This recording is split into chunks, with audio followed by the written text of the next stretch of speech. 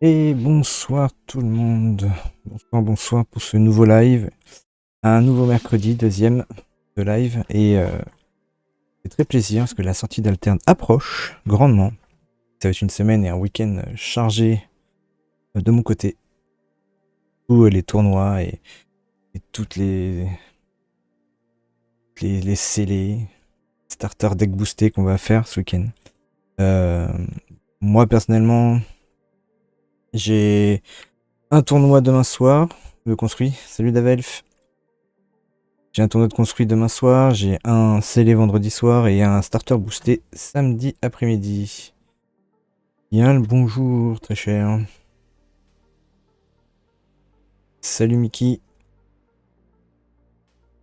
J'espère que vous allez bien en tout cas, avec cette sortie qui approche d'Alterne. On a hâte de pouvoir, pour certains, ouvrir des boosters, pour d'autres en racheter de nouveau, parce que moi j'attends d'en racheter, hein, clairement. Pour en ouvrir encore et encore.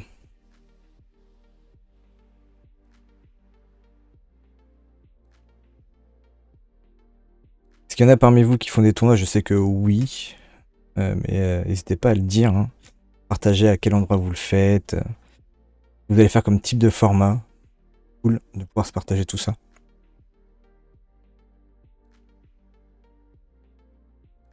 Ah, date à Angers. Ah, Angers, ça approche. C'est un gros tournoi, Angers. Il va falloir bien se préparer. L'avantage, c'est qu'on a le temps de se préparer d'ici là avec ces tout petits tournois qui s'ouvrent tout le temps, partout. Hâte d'être à vendredi, Mickey. Ouais. T'as réussi à avoir ta place du coup.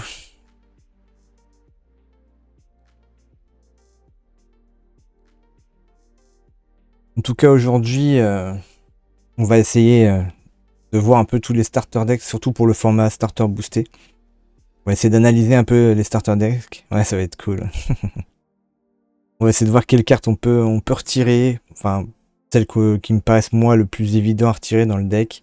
Pour voir comment améliorer, qu'est-ce qui peut être remplacé facilement par d'autres, etc., etc.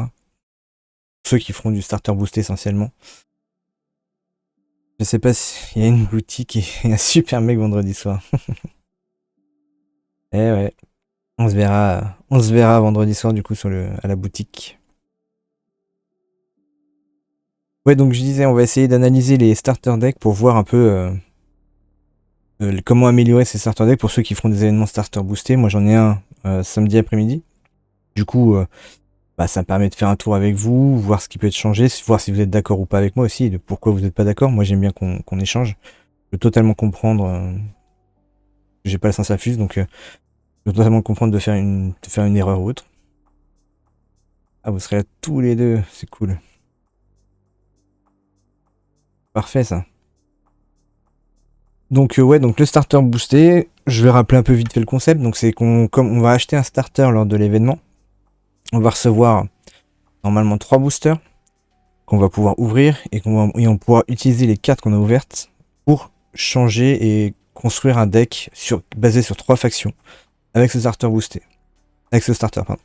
On peut très bien changer le héros parce qu'on va ouvrir 3 héros forcément avec 3 boosters. Et du coup on peut mettre 3 factions au maximum.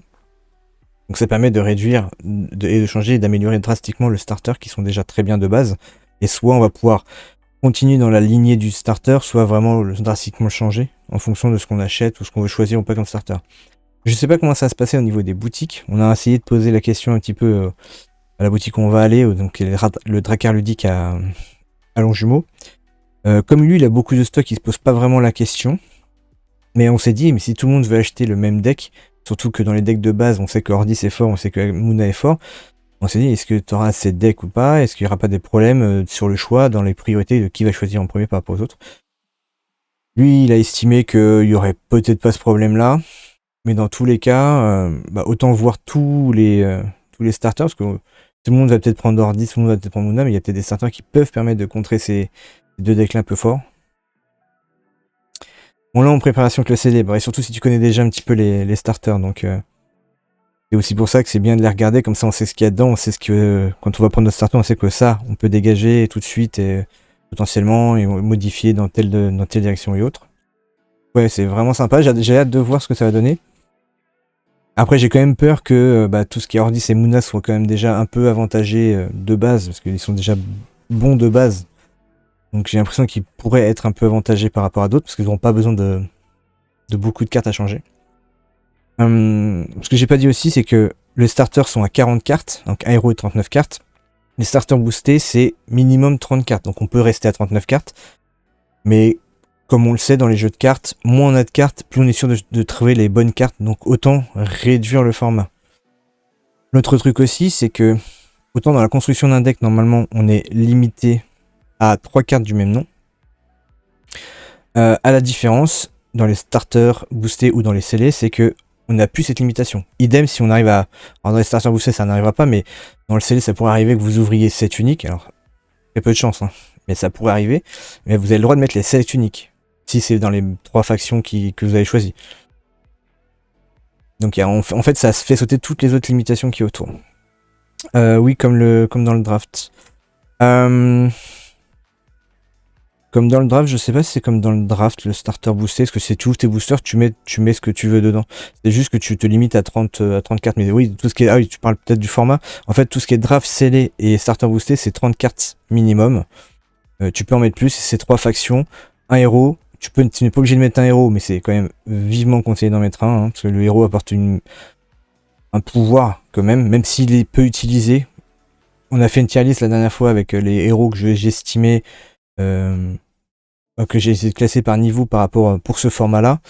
On a vu par exemple que Arjun, que Astardi, enfin, ces héros-là sont un peu plus, moi je l'estime un peu plus faibles dans un format comme ça, parce que tu vas pas réussir à forcément avoir les bonnes cartes, etc., etc. Maintenant, même si tu as que des héros comme ça et que la possibilité ne serait-ce que d'utiliser 1 ou 2 fois son pouvoir, bah t'es déjà content. Donc autant avoir un héros que ne pas en mettre. Donc voilà. Dans l'idée, c'est vraiment, on va parler de ces starters, mais les starters, et voir ce qu'on peut retirer, enfin, ce que j'estime, moi, pouvoir retirer, pour le rendre un peu plus viable, pour descendre à 30 cartes, et potentiellement voir plus que 30 cartes, pour laisser de la place pour mettre d'autres cartes. N'hésitez pas, avant qu'on commence, si vous avez des questions sur d'autres choses, hein, comme les formats, si vous voulez qu'on revienne sur les formats scellés, sur les formats draft, ou sur les formats... starter boosté, mais si on n'a pas parlé du draft encore.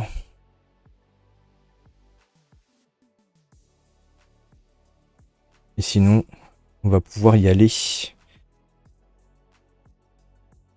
Let's go. Donc, j'ai déjà récupéré sur ce site. Donc, ceux qui connaissent pas le site, il y a alteredajordat.com, ici en haut, qui est un site où il y a toutes les cartes d'Altered, où on peut déjà faire un peu de deck build, c'est-à-dire qu'on peut aller dans les cartes ici en haut, il faut juste se créer un petit compte et on peut dire tiens, je veux commencer avec tel héros, donc ça ajoute le héros ici, et on peut commencer à mettre des cartes, on peut le mettre en 3 ou 4 exemplaires. Attention, les cartes du même nom, on peut les mettre qu'en un exemplaire, et à la fin, quand on fait sauvegarder, hop, il va nous dire, et qu'on retourne dans le deck, dans mes decks, je vais dans celui-là que je viens de créer, il va nous dire la courbe de mana qu'on a, les chances d'avoir un personnage en main de départ, n'importe quand, les sorts qu'on peut piocher n'importe quand, piocher en main de départ, etc. Donc ça permet d'avoir des bonnes statistiques, des bonnes informations pour construire son deck et tout. Salut Six. Donc ça c'est un très bon site pour ça. Ça vous résume aussi ce que vous avez, combien de cartes vous avez en rare, en commun, en unique. Alors sachant que les uniques sont pas intégrés automatiquement, on doit pouvoir faire de l'import de cartes uniques, mais il me semble que pour que la carte soit importée, il faut qu'elle soit dans votre trade, sur votre compte dans le site Alterne de base, il faut qu'il soit dans les cartes à échanger pour qu'elle soit visible publiquement, pour que lui soit capable de récupérer l'image de la carte. Voilà, si vous voulez vraiment construire avec votre unique. Mais voilà, ça donne des informations, donc c'est vraiment intéressant. À la fin, ça vous dit si c'est viable en standard, en championnat exalted ou en draft. Considérez que si c'est viable en draft, c'est viable aussi en scellé et en starter boosté. Parce que c'est le même format, c'est le même modèle de création. Donc si c'est viable en draft, c'est viable de l'autre côté aussi. Pour les autres formats. Voilà. Donc ça c'est un très bon site. Moi je sais que je le fais de temps en temps. Justement j'ai créé, la dernière fois on a présenté mon deck que j'avais utilisé en tournoi, le Fen Festival Agro que j'avais créé. Je peux le partager publiquement pour ceux qui veulent récupérer la decklist, hein, je pourrais vous le mettre dans le chat si vous voulez. Mais voilà, j'ai pu le créer, j'ai pu le présenter comme ça la dernière fois. Et là, du coup, j'ai récupéré les starters de base. Donc ça, c'est toutes les cartes qu'il y a dans les starters Axiom. Et on va pouvoir un peu regarder les cartes. Voilà. Donc je vous propose qu'on commence par Axiom, du coup, vu que ça va dans l'ordre alphabétique et que c'est la première faction. Du coup, le deck de Axiom, il joue avec les permanents, parce qu'on voit qu'on a Syrah de base. Et Syrah, elle dit que lorsque vous jouez un permanent qui coûte 3 ou plus, vous pouvez engager le personnage pour créer un jeton qui est 2/2/2. Donc moi, ce que je comprends dans ça, c'est que, certes, ça a l'avantage que ça, c'est que même si vous jouez un permanent qui normalement ne crée pas de force sur le terrain pour vous faire avancer, va vous permettre de créer une carte 2/2/2. Je le vois aussi d'une autre façon, c'est que c'est comme si c'était une carte 2/2/2 avec un pouvoir, vu que c'est le permanent va peut-être avoir un pouvoir, et que donc ça vous coûte minimum 3 de mana pour mettre une carte qui a de force 2/2/2 avec un pouvoir sur le terrain. Donc tant que c'est que 3 de force, ça reste correct. Dès que c'est 4, 5, 6 de mana, ça commence à être cher pour juste mettre une 2/2/2. Sachant que si jamais vous arrivez à 5 ou 6 de mana, l'adversaire aura forcément la possibilité de jouer 2-3 personnages, donc facilement contrer votre 2/2/2. Donc c'est pas le héros qu'on avait le plus estimé, mais qui quand même peut avoir des synergies intéressantes. On va le voir un peu plus loin avec les permanents. Et d'ailleurs, on va peut-être commencer par les permanents pour voir ce qui peut être retiré, vu que la synergie c'est autour des permanents. Je pense qu'il vaut mieux qu'on commence par les permanents. Donc dans les permanents, on va avoir le Hub d'Escarbot qui coûte 3 de la main, ou 3 de la réserve, qui dit que quand on le joue, on gagne 3 compteurs Kelon. Et à midi, on peut dépenser un de ces compteurs et payer 1 de mana pour que j'ai créé une 2/2/2. Donc déjà, ce qu'il faut comprendre avec ça, c'est que on pourra l'utiliser 3 fois. Enfin, à elle seule, on pourra l'utiliser 3 fois. Après, il existe des cartes qui permettent de refaire activer la capacité du permanent pour remettre des marqueurs. Mais sinon, de base, on peut l'utiliser 3 fois, et à chaque fois, ça nous coûte 1 de mana. Et comme c'est à midi, le mana qu'on dépense et donc la carte qu'on crée, ça ne permet pas de faire un après vous. Ça veut dire qu'on dépense 1 de mana, mais derrière, si on est premier, et ben on continue, on rejoue une carte derrière. Faire un après vous, c'est plus complexe. Donc, autant c'est bien parce que c'est quand même pour 1, ça met une 2/2/2, ce qui est pas négligeable en termes de force. Autant c'est pas très bien parce que du coup, ça fait pas d'après vous. Ça veut dire qu'on va reprendre la main et on va avoir 2 cartes sur le terrain. Ça va mettre une pression, forcément, parce qu'il va y avoir peut-être une 2/2/2 d'un côté et une 1/1/1 de l'autre côté. Mais ça ne permet pas de faire un après-vous. Du coup, on perd un peu en mana par rapport à l'adversaire, où lui, il va voir qu'on a déjà dépensé un de mana, puis qu'on a fait une autre carte derrière, donc on a moins de mana, et lui, il va pouvoir jauger et temporiser jusqu'à ce qu'on n'ait plus de mana. Mais ça reste bien. Ça reste très fort, et je pense que c'est un, voire peut-être le seul permanent que je garderai potentiellement dans le deck de Syrah si je joue Syrah. Mais si je retire tous les permanents, ça veut dire que Syrah est beaucoup moins utile, parce qu'elle sera utile que si je joue ce permanent-là. Mais quand je regarde les autres permanents, le recycleur Axiom qui permet de ravitailler à midi, autant ravitailler, c'est bien, et il n'y a pas beaucoup de ravitaillement dans le deck Axiom, mais je trouve que c'est cher. C'est pour 4, permettre de ravitailler à midi. Ça arrive au mieux tour 2, mais ça veut dire que vous ne jouerez rien, ou vous aurez juste une 2/2 sur le terrain, grâce à Syrah. Il faudra attendre le tour d'après pour ravitailler. Et donc ça ne donne pas d'avantage sur le terrain non plus. Donc c'est potentiellement moi une carte que je retirerais si je dois jouer ce deck là. Ou alors je le garderai mais en 1 ou 2 exemplaires maximum. Mais là comme ça elle me donne pas envie, typiquement. Ça me donne pas envie de la garder. Je la trouve vraiment chère pour le coup. Celle-ci, c'est une rare, elle est qu'en un seul exemplaire, donc très peu de chance de l'avoir. Et l'autre problème, c'est que ça coûte 4, donc déjà on va perdre le tour 2 pour le mettre, et il faut payer 1 et l'engager pour pouvoir piocher. Alors autant c'est bien, ça fait piocher, mais ça fait pas un après-vous, parce que c'est une action rapide, ce qui veut dire que derrière on est obligé de faire quelque chose.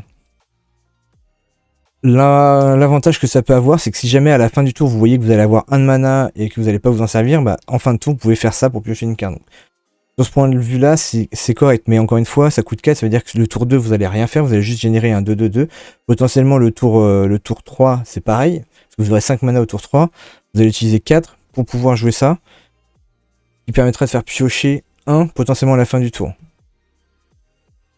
C'est un peu long, ça donne pas un avantage derrière, parce que ça crée pas des scarabots à chaque tour, comme le hub par exemple, qui lui va potentiellement en créer un à chaque tour.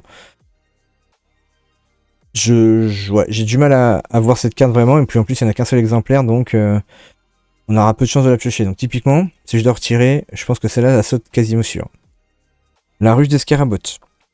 La ruche d'escarabotte, elle est chère. Elle est bien, mais elle est chère, donc elle est longue. Donc ça veut dire qu'il faut gérer tout le début de partie, il faut réussir à contrôler tout le début de partie pour pas se faire avoir. Et avec Ordis qui lui va être rapide, avec Muna qui va ancrer ses créatures et autres, je trouve que c'est quand même très dur de viser le late game. Dites-vous qu'il y a de fortes chances que les gens prennent du Ordis et du Muna dans les tournois starter boostés. Donc elle coûte cher, elle crée un 2-2-2 quand elle arrive et un 2-2-2 à midi à chaque tour. Donc l'avantage c'est qu'elle crée elle pour le coup gratuitement par rapport au web d'escarabotte. Elle crée gratuitement un 2-2-2 à chaque tour. Et donc il n'y a pas de limitation, on ne sera pas limité à 3 utilisations.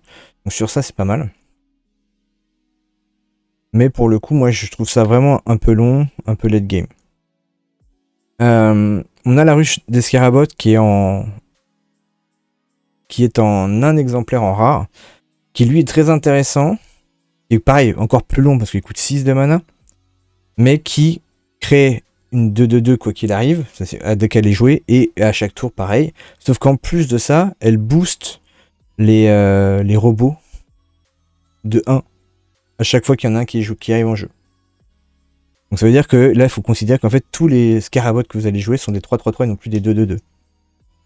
Donc ça commence à devenir intéressant, mais est-ce que ça sera pas un peu long? Parce qu'il faut arriver à 6 de mana, ça veut dire que vous allez la jouer au tour 3 ou 4, si je calcule bien, parce que tour 1 on a 3 de mana, tour 2, 4, tour 3, 5, donc on va la jouer au tour 4. Tour 4, si l'adversaire a pris beaucoup d'avance, il va falloir le rattraper derrière, donc ça va être un peu long. Vous allez jouer au tour 4, mais ce sera qu'à midi d'après que ça va générer à chaque tour. Ça veut dire que ce tour-là, vous allez générer qu'un seul jeton. Donc il faut réussir à avoir vraiment temporisé le début de partie pour pas qu'il avance, quoi. Et on a l'Ouroboros de Lyra. Alors lui c'est le permanent que je retire à coup sûr, parce que quand il arrive il ravitaille, et si vous ravitaillez vous piochez 2, choisissez celle que vous mettez en ravitaillement, et vous vous défaussez de la dernière. Alors c'est bien, ça nous permet d'avoir du choix sur le ravitaillement, mais ça donne pas un avantage, parce qu'il faut ravitailler pour activer son effet, donc ça veut dire que ce sera pas tout le temps, pas un effet continu. Là où je peux non seulement accepter la ruche d'escarabotte qui soit un peu longue, c'est que j'ai un effet à chaque tour. À chaque tour, je mets un jeton. Pareil pour le hub d'escarabotte, c'est à chaque tour, je peux, et j'ai le choix en plus, de pouvoir payer un pour mettre un jeton. Donc ces deux-là, je peux les considérer. L'Ouroboros, pour moi, il faut pouvoir ravitailler pour le faire. Donc ça marche bien avec le recycleur, mais il faut avoir les deux. Ça veut dire qu'il faut avoir un permanent qui coûte 4, un permanent qui coûte 3. Et donc on va perdre quasiment 2 tours, juste pour pouvoir avoir cette combo-là. En plus, on l'a qu'en une fois, donc pour avoir la combo, il faut avoir cette carte-là aussi, spécifiquement. Moi, typiquement, ça, c'est une carte que je retirerais. Et donc, si je reste dans ma logique de je veux des effets qui soient à chaque tour, bah, soit je garde ces 3 permanents-là, que je trouve que ça fait beaucoup, mine de rien, parce que 5 de mana, 6 de mana, là j'ai une 4 de mana et 3 de mana, ça veut dire que si jamais je veux les mettre pour avoir des effets, à chaque tour, je vais jouer un truc et je vais perdre mon tour à faire ça.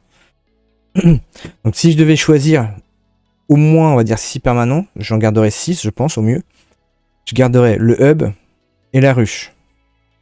Parce que le hub, à chaque tour, peut quand même nous aider à temporiser, ce qu'on peut nous permettre d'avoir des stats quand même corrects pour 1 de mana. Et la ruche qui nous permet d'avoir des 3-3-3 derrière. Mais j'en mettrais peut-être moins. Mais par contre, typiquement, je retirerais peut-être une ruche de scarabotte en plus. Et je garderais 6 permanents. Donc si je devais un peu casser le deck, voilà ce que je ferais. Sachant que la ruche, je la redescendrais peut-être de 1. Pour avoir que 2 permanents qui coûtent vraiment cher. Et pour essayer d'en avoir un. Et encore mieux, si je chope la ruche d'escarabotte en rare, elle viendra s'ajouter pour avoir 2 ruches rares et 3 hubs d'escarabotte. Maintenant, si on revient sur les personnages, n'hésitez pas si vous avez des questions dans le chat à les poser. Et de me stopper dans les explications. Donc maintenant, si on regarde un peu les personnages, l'élémentaire de Kélon. L'élémentaire de Kélon, je suis un peu mitigé. Autant il a des bonnes stats, il a pas de stats à 0, il est pas excessivement cher, coûte que 2. Autant je trouve qu'il nous fait peur d'un peu en tempo, ou en ressources plus qu'en tempo. Parce que quand on va le jouer, on va mettre une carte de notre main en réserve. le fait de mettre une carte dans notre main en réserve, ça veut dire que si c'est un sort qui a fugace, bah tant mieux. Ça veut dire que ça ne changera rien, strictement rien, parce qu'un sort qui a fugace, on va le jouer qu'une fois. Par contre, si dans nos mains on a des personnages ou des cartes qui peuvent se jouer 2 fois, ça veut dire qu'on va sacrifier l'utilisation d'une de nos cartes pour pouvoir jouer cette carte-là. Donc autant elle a des bonnes stats, autant je suis pas sûr que sacrifier des ressources, ça soit bien, à moins qu'on soit capable de piocher facilement. Là, je sais que dans le deck d'Axiom, on n'a pas moyen de piocher facilement, à part avec le permanent que j'ai retiré tout à l'heure. Donc celle-là, je sais pas. C'est potentiellement une des cartes qui pourrait rester, mais qui pourrait aussi sauter, pour le coup. La mécanicienne. Alors la mécanicienne, elle est bien parce qu'elle peut vous permettre de jouer vos ruches plus tôt. Pour ça, il faut qu'elle soit en réserve. Vos ruches plus tôt ou vos hubs de Scarbot plus tôt. Vous en avez 3, donc vous avez 3 cartes qui permettent de réduire le coût. Je sais plus s'il y en a d'autres. Hop, je regarde rapidement. Mais je crois pas. Si, on a la grenouille ici, mais il n'y en a qu'un. Donc ça veut dire que là, dans le deck de base, on a 4 cartes qui permettent de réduire le coût des permanents. Donc 4 cartes, c'est quand même pas mal. Il y a un site qui s'appelle, hop, que je vais utiliser ici, qui permet d'estimer la chance qu'on a de piocher des cartes en fonction de nombre de cartes dans notre deck ici, du nombre de cartes qu'on a en main au début de la partie. Donc là, si je mets 6, c'est parce que à chaque fois que je pioche 6, donc au début de partie, combien de chances j'ai d'avoir la carte souhaitée. Le nombre de cartes que vous avez dans le deck, pardon. Donc là, on va dire qu'on en a 4 et succès, voilà. Donc là, je fais calculer et il va me dire voilà. J'ai la chance. Je pense que je suis planté. Number of cards. You want that is in your... Oui, non, c'est le nombre de cartes que vous voulez dans votre deck, qui ont ça que vous voulez dans votre deck. Ça veut dire que quand je pioche 6 cartes en début de partie, j'ai 50% de chance d'en avoir une ou plus dans les mains au début de partie. Donc une chance sur 2 d'en avoir une dans les mains au début de partie, c'est pas négligeable, donc potentiellement les 4 ils pourront rester. Salut Madri. Donc typiquement, si on garde un système avec des permanents, voire qu'on en rajoute par la suite avec ce qu'on va ouvrir, j'ai envie de dire que les mécaniciennes peuvent rester. Si vous en ouvrez en commun... ouais, non, si vous en ouvrez en rare, en fait, je les rajouterai en rare, puis je remplacerai les mécaniciennes communes pour les mettre en rare. Parce que la mécanicienne ici, elle a une stat à 0 pour 1 de mana, donc ça veut dire que l'adversaire pourra potentiellement avancer des deux côtés si vous n'êtes pas capable de remonter sur cette stat là. Donc pour pallier à ça, si vous chopez de la mécanicienne rare quand vous ouvrez des boosters, pardon, il vaut mieux passer sur la mécanicienne rare. Regardez cet effet de je réduis les permanents. Encore une fois, si c'est dans l'optique que vous restez à jouer avec des permanents du deck de base.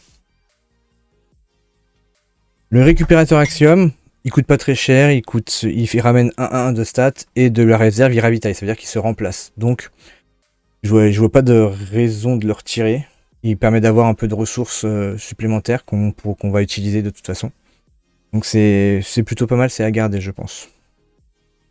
Cette carte là, Jian, superviseur d'assemblage, vu qu'elle a une stat à 0, même si elle coûte pas très cher, je préfère réussir à mettre une carte qui fait 2-2-2 pour 2 qu'une carte qui fait 3-2-0 pour 2. Je trouve ça un peu cher et je trouve que c'est, encore une fois, avec une stat à 0, on facilite l'avancée de l'adversaire. Et le but, c'est pas ça. Surtout en scellé où on n'est pas sûr de pouvoir avoir ce qu'on veut comme on veut.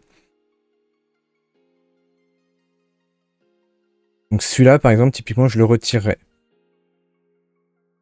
Et il y en a un deuxième qui, lui, fait juste déclencher les effets flèches des permanents. On n'en a qu'un dans le deck de base. Si on arrive à en avoir 3, à la limite, pourquoi pas remplacer les communes par celui-là pour pouvoir refaire proc le hub des Scaraboc derrière, qui permettra de pouvoir continuer de reposer des jetons à chaque tour. C'est-à-dire que à chaque fois qu'on va jouer le permanent, le Jian de la réserve, quand on va le défausser de la réserve, pardon, on va pouvoir dire ok, je vais réactiver un permanent, une flèche d'un permanent, et donc soit je gagne un 2-2-2 gratuitement. Soit je remets des marqueurs Kélon sur celui-là, donc j'en remets 3, ce qui me redonne 3 utilisations de ce permanent-là, pour pouvoir remettre des scarbottes à chaque tour.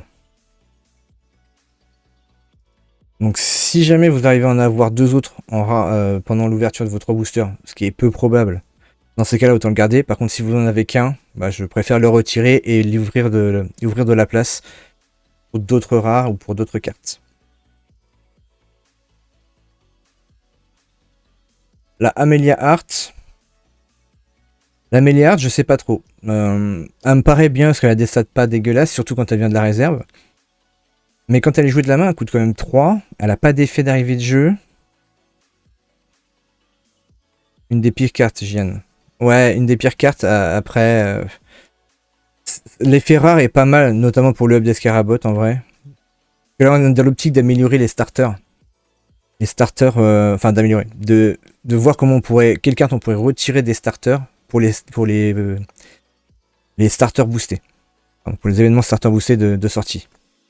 Donc, typiquement, si on retire des... Ouais, pardon, ça marche. Ouais, donc Gian, moi, vu qu'il n'y en a qu'un, je le retirais. Si vous en chopez d'autres, pourquoi pas. Mais comme Adrien l'a dit, c'est pas non plus la meilleure carte. Surtout avec une stat à 0. La Amelia Hart, comme je disais, elle a des bonnes stats. Mais le coup de main, moi, je trouve que c'est un peu cher pour quelque chose qui n'a pas d'effet. Et vous avez, je pense, des possibilités de trouver des 2-2-2 pour 2 qui remplaceraient très bien cette carte-là.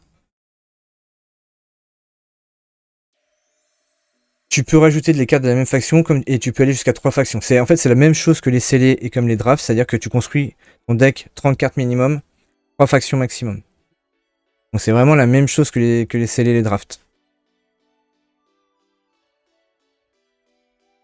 Ouais, donc Amelia Hart, moi j'aurais tendance, vu que c'est quand même assez simple de trouver des cartes un peu mieux, que, soit en stats, soit en coût, moi j'aurais tendance à dire que celle-là sera facilement retirable, mais ça dépendra de ce que vous allez ouvrir. Je préfère une 2-2-2 qui coûte 2 de la main et 2 de la réserve qu'une qui va coûter 3 de la main, qui va prendre peut-être tout un tour ou qui va pour juste 2 de stats. Alors qu'avec les Scarabots, on peut le faire avec 3 en mettant en permanent qui coûte 3. Donc on fait déjà la même chose avec Sierra. Mais Amelia va faire la même chose pour 2-2-2 et juste mettre un personnage sans pouvoir. Donc je préfère un personnage avec des pouvoirs, coûterait au même prix et qui aurait des stats, 2-2-2 pareil. Ou alors je remplace celle-là par une carte moins chère pour pouvoir jouer potentiellement plus de cartes dans le même tour. Donc, typiquement, Amelia, c'est une carte qui pourrait facilement être retirée. Les 3 petits cochons. Alors les 3 petits cochons, elle est très bien si vous avez des repères. Parce qu'elle se booste. Là, en commun, c'est 4-4-4 de stats pour 3 si vous avez les repères. Donc il faut en avoir 2. Comme là on en joue 6, c'est pas impossible qu'on arrive à en avoir 2. Maintenant, au niveau des stats, qu'est-ce qu'on a là? Les permanents, ils disent que en tout temps, on a possibilité on a 20% de chance d'en piocher une actuellement. Alors qu'en main de départ, on a 80% d'en avoir au moins un. Donc je pense que les 3 petits cochons, ils sont pas très chers, ils ont quand même 3 de stats, donc c'est des 3-3-3 de base pour 3. Donc même s'ils prennent pas les marqueurs, ça reste des stats corrects.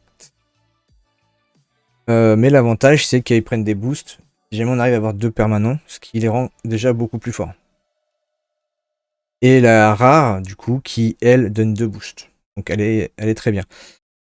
C'est toujours pareil, si jamais vous trouvez des cartes mieux, qui jouent pas forcément avec les permanents, mais qui peut-être ont des effets plus intéressants, comme du ravitaillement, du sabotage ou autre, pour 3, bah, ça peut valoir le coup de remplacer les 3 petits cochons, et genre juste d'en garder un qui peut être un one-shot, un one-slot dans le deck, qui peut faire un effet de surprise. Brouilleur Axiom, pour moi, c'est pas une bonne carte. Que saboter pour 4 avec 2-4-2 de stats, je crois qu'il y a d'autres cartes qui sabotent qui sont mieux et moins chères. Ou en tout cas qui ont à peu près les mêmes stats et pour moins cher. Les 4 de stats sont bien, les 2 et 2 de chaque pour 4, je trouve que c'est un peu faible. Et après c'est du sabotage. Du coup, si vous chopez d'autres cartes de sabotage, garder du sabotage c'est bien. Parce qu'en scellé, vous devrez gérer la réserve de l'adversaire. Ça reste très fort, ça l'empêche d'avoir trop de ressources et trop de choix. Donc garder du sabotage c'est bien. Mais si vous avez la possibilité de l'échanger par d'autres cartes qui sabotent, c'est bien. Parce que du coup, celle-là, je la trouve un peu chère. Je sais pas ce que vous en pensez, mais moi, je la trouve un peu chère. Et en rare, elle coûte juste un poil moins cher. À la limite, vous pouvez garder celle en rare. Pour le coup, elle est pas mal en rare. Mais si vous avez besoin de libérer de l'espace de slots, enfin les slots en rare, et encore que, il n'y a pas de limitation. C'est vrai qu'il n'y a pas de limitation dans ce format-là. C'est que vous pouvez mettre autant de rares que vous voulez. Elle peut être retirée pour mettre une autre carte qui sabote. L'armurier de la fonderie, pour moi, elle est à garder. Elle est à garder parce que certes, elle a pas des bonnes stats, comme je disais tout à l'heure, 3 de main, coup en main pour 2 de stats, c'est pas fou. Par contre, quand elle vient de la réserve, elle a 4 de stats parce qu'elle ramène une 2/2 avec elle. Et si jamais vous avez la ruche, c'est de 5 de stats parce que ça veut dire que votre personnage ramènera un robot qui sera pas 2/2 mais qui sera 3/3/3. Vous avez la ruche rare, bien sûr. Donc pour moi, elle est valable. Juste du fait qu'elle va ramener 2 créatures, donc elle va ramener 4 de force, mais sous 2 créatures. Ça veut dire que même si elle en gère, même si votre adversaire en gère un, vous avez quand même le deuxième qui est là et qui lui ne partira pas.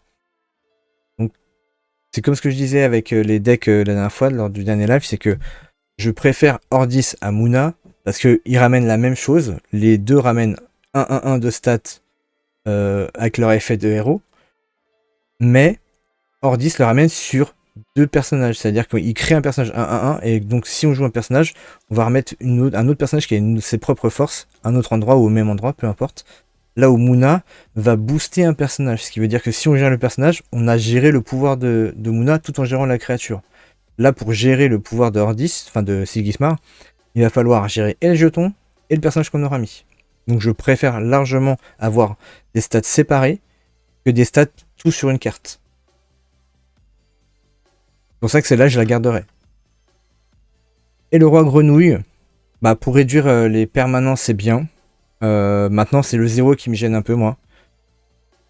0 de stats, donc à voir. Sincèrement, c'est à voir. Si vous chopez quelque chose de bien, autant le changer. Voilà. Et si on regarde déjà là, rien que déjà avec ce qu'on a retiré là, on voit qu'on est à 28 cartes, en sachant qu'il en faut 29, donc on a ouvert l'espace pour au moins une carte. Comme j'ai dit moi tout à l'heure, dans les ruches, j'en mettrai que 2, donc je mettrai qu'une simple et une rare. Je passerai potentiellement à 5. Le souci, le souci c'est pas un souci, mais du coup ça libère un emplacement de plus, donc il faut en mettre 2 cartes. Et si vous avez besoin de libérer plus d'emplacements, le roi grenouille peut potentiellement sauter. Moins vous êtes permanent et moins l'utilité de réduire le coût est intéressant. Donc autant faire sauter le roi grenouille parce qu'il a une stat à 0 pour pouvoir se libérer encore de la place. Idem pour... Et là encore on n'a pas retiré les brouilleurs, mais les brouilleurs potentiellement il peut sauter aussi. Il peut sauter si vous le remplacez par une carte qui sabote. Et à la limite, si vous le remplacez par une carte qui sabote, vous pouvez passer que à 2 exemplaires, pas forcément à 3. Et comme vous n'aurez que 30 cartes dans le deck, vous avez plus de chances de les voir. Et donc on n'aura pas forcément besoin des 3 sabotages. Là, quand on regarde les stats, parce que c'est calculé par rapport au nombre de cartes, il manque une carte forcément, mais là, typiquement, les personnages, on est quasiment sûr d'en piocher un à chaque tour. En main de départ, on a 99,97% de chance d'en avoir un, donc les personnages, il n'y aura pas de souci. Les sorts, on a une chance sur 2 d'en avoir un, les permanents, on a une chance sur 3, un peu plus, quoi. Une chance sur 3, un peu plus d'une chance sur 3.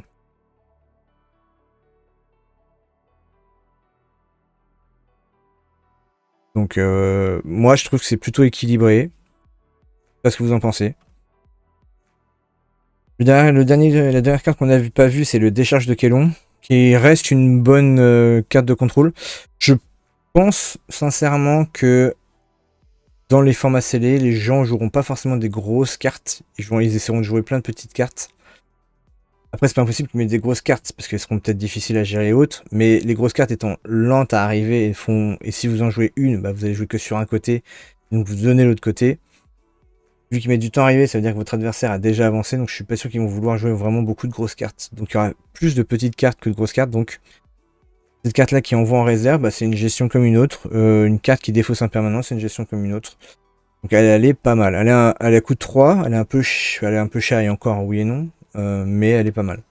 Une autre carte qui peut être pas mal à remplacer pour réduire le coût de mana de ça et avoir à peu près la même intensité de gestion. C'est une carte Lyra qui coûte 1 et qui donne Fugace. C'est l'entraînement mental, je crois. Pas de bêtises, faut que j'aille voir.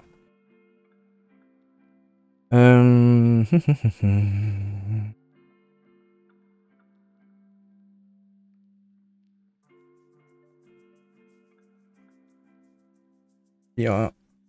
Alors.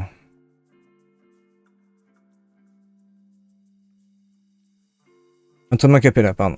Voilà, l'entraînement Capella, il est jouable 2 fois. C'est l'avantage de l'entraînement Capella, c'est qu'il est jouable 2 fois, il coûte que 1 de mana, donc il est vraiment pas cher. Il vaut vraiment le coup. Et il donne Fugace, ce qui veut dire que même si vous laissez le personnage, bah ok, vous allez peut-être perdre parce qu'il a joué quelqu'un de force et autres. Par contre, à la fin du tour, vous êtes sûr qu'il va pas en réserve et qu'il dégage de la partie. Donc s'il dégage de la partie, bah pour 1 de mana, vous avez géré une créature. Je vous ai géré une de ses utilisations. Le problème de la carte décharge de Kélon, typiquement, et en plus il n'y a pas de restriction sur le coût de la carte. C'est-à-dire que elle coûte 8, 7, 4, 3 ou 1, vous pouvez la gérer. Le décharge de Kélon, il faut que des cartes qui coûtent 4 ou moins pour les personnages, et les permanents, la seule avantage c'est que ça gère les permanents, l'inconvénient c'est que ça fait la même chose, plus ou moins, que l'entraînement à Capella, parce que ça renvoie en réserve, donc du coup ça fait sauter une utilisation, mais ça vous coûte plus cher. Pour les permanents, peut-être que c'est intéressant à garder, maintenant je suis pas sûr que ça soit le meilleur des contrôles. Et du coup, si vous ouvrez des entraînements Capella, peut-être passer sur 2 entraînements Capella et une décharge de Kélon. Si vous arrivez à en ouvrir, bien sûr, parce que ça dépend de ça. Et l'autre avantage que là va avoir l'entraînement Capella standard, commun, c'est que le décharge de Kélon, il a Fugace, c'est-à-dire que vous pourrez l'utiliser qu'une fois. L'entraînement Capella, vous pourrez l'utiliser 2 fois, ce qui n'a pas Fugace. Typiquement. Ça, c'est important à regarder aussi. Le nombre d'utilisation de vos cartes. Si vous avez une carte de contrôle qui est plutôt bien, bah, si elle est vraiment efficace, qu'elle n'a pas vraiment de restrictions et autres, bah, mettez-la, mais c'est utilisable qu'une seule fois. Par contre, si vous avez des cartes qui font plus ou moins la même chose, peut-être à des niveaux différents, mais qui coûtent pas le même prix ou qui n'ont pas le même nombre d'utilisation, bah, ça peut valoir le coup de changer.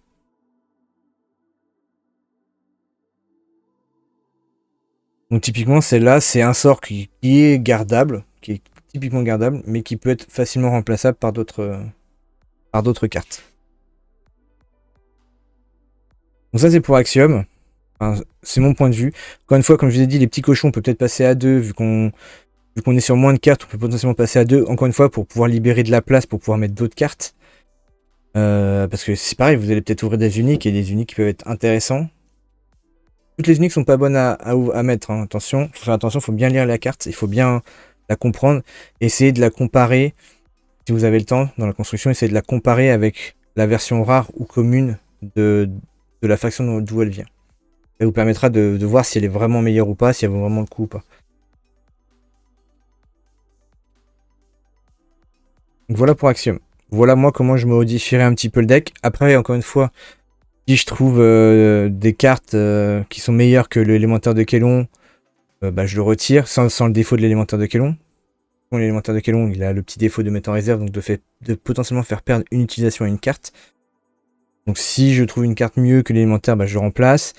Il y a des cartes qui sont remplaçables, qui peuvent être restées mais qui sont remplaçables. Donc l'élémentaire de Kélon est remplaçable.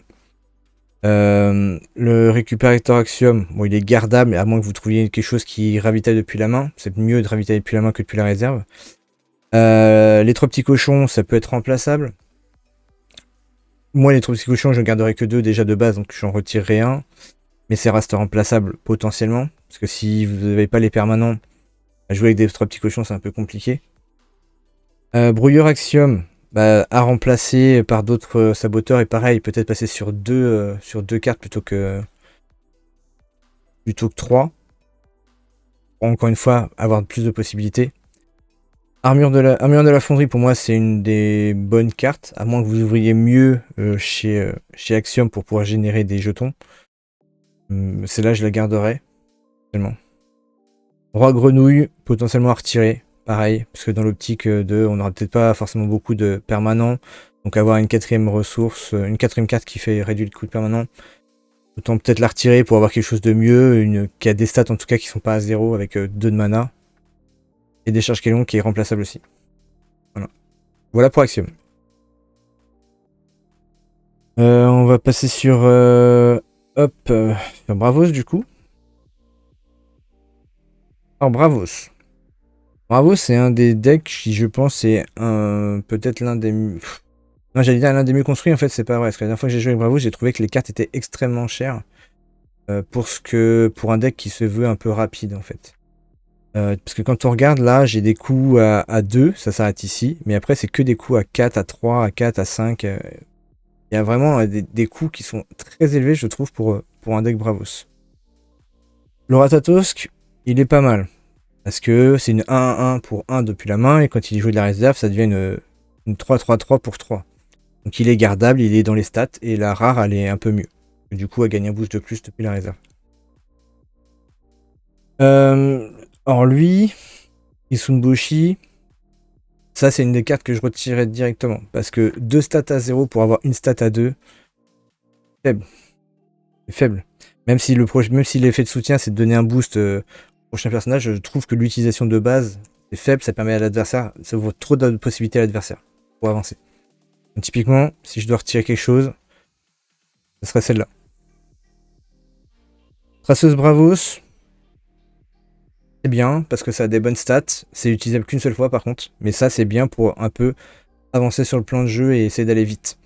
Là, comme je disais, c'est que pour moi, Bravos n'est pas construit forcément pour être très aggro, donc très rapide, parce qu'il a beaucoup de cartes à 3 et à 4, et du coup ça limite forcément l'utilisation des cartes. Et dès que vous allez jouer la Traceuse Bravos, vous allez vous retirer des choix, vous retirer de la ressource en niveau carte. Du coup, c'est une carte qui potentiellement peut être remplacée, ou à garder en très peu d'exemplaires. Comme par exemple en version rare. Peut-être garder juste la version rare pour pouvoir potentiellement faire une surprise si vous la chopez, mais virer les 2 Traceuses Bravos communes pour essayer de choper quelque chose de mieux. Vous choper quelque chose de mieux. En sachant que quand vous avez accès à 3 factions, il y a quand même des chances que vous chopiez quelque chose qui soit un petit peu mieux qu'une 3-3-3 sans pouvoir qui ne sera utilisable qu'une seule fois. Pionnier Bravos, bah, si on veut rester dans une optique un peu aggro, elle est pas si mal que ça. Par contre, ça sera pas forcément à jouer au premier tour. Il faudra la viser et son utilisation quand vous arriverez sur la carte qui a le biome forêt, qui a le biome montagne et eau. Pour justement profiter de son effet là. Ou alors le jouer quand votre adversaire est sur ce biome là pour l'empêcher d'avancer. Elle reste pas mal, mais elle reste potentiellement remplaçable aussi. L'aspirant. L'aspirant, jouer de la réserve, il a 2 boosts, donc c'est comme un peu Ratatosk. À la différence, c'est qu'il aura 2 stats, il a 2 stats un peu plus faibles, mais ils sont pas à 0, donc ça s'accepte. C'est pas le mieux, mais ça s'accepte.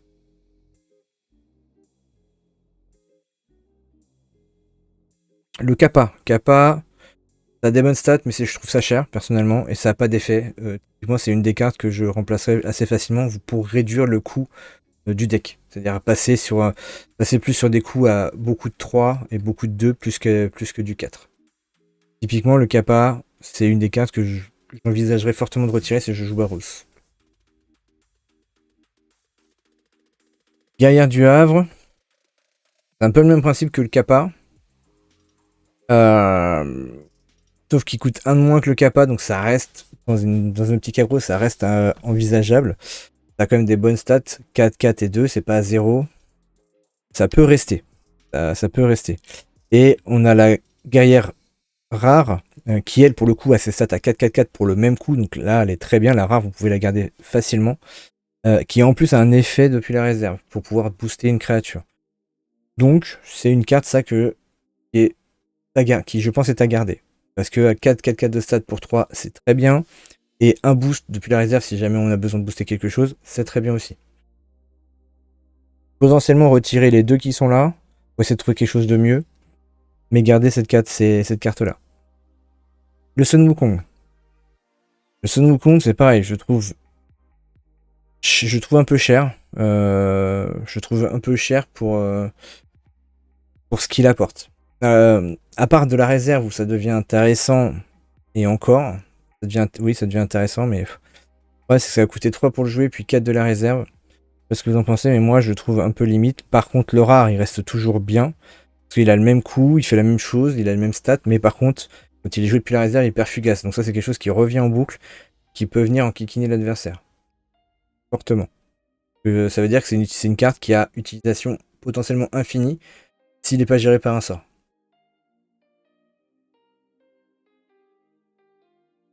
Donc typiquement, moi, ouais, potentiellement, je retirerais les suns communs pour garder la rare.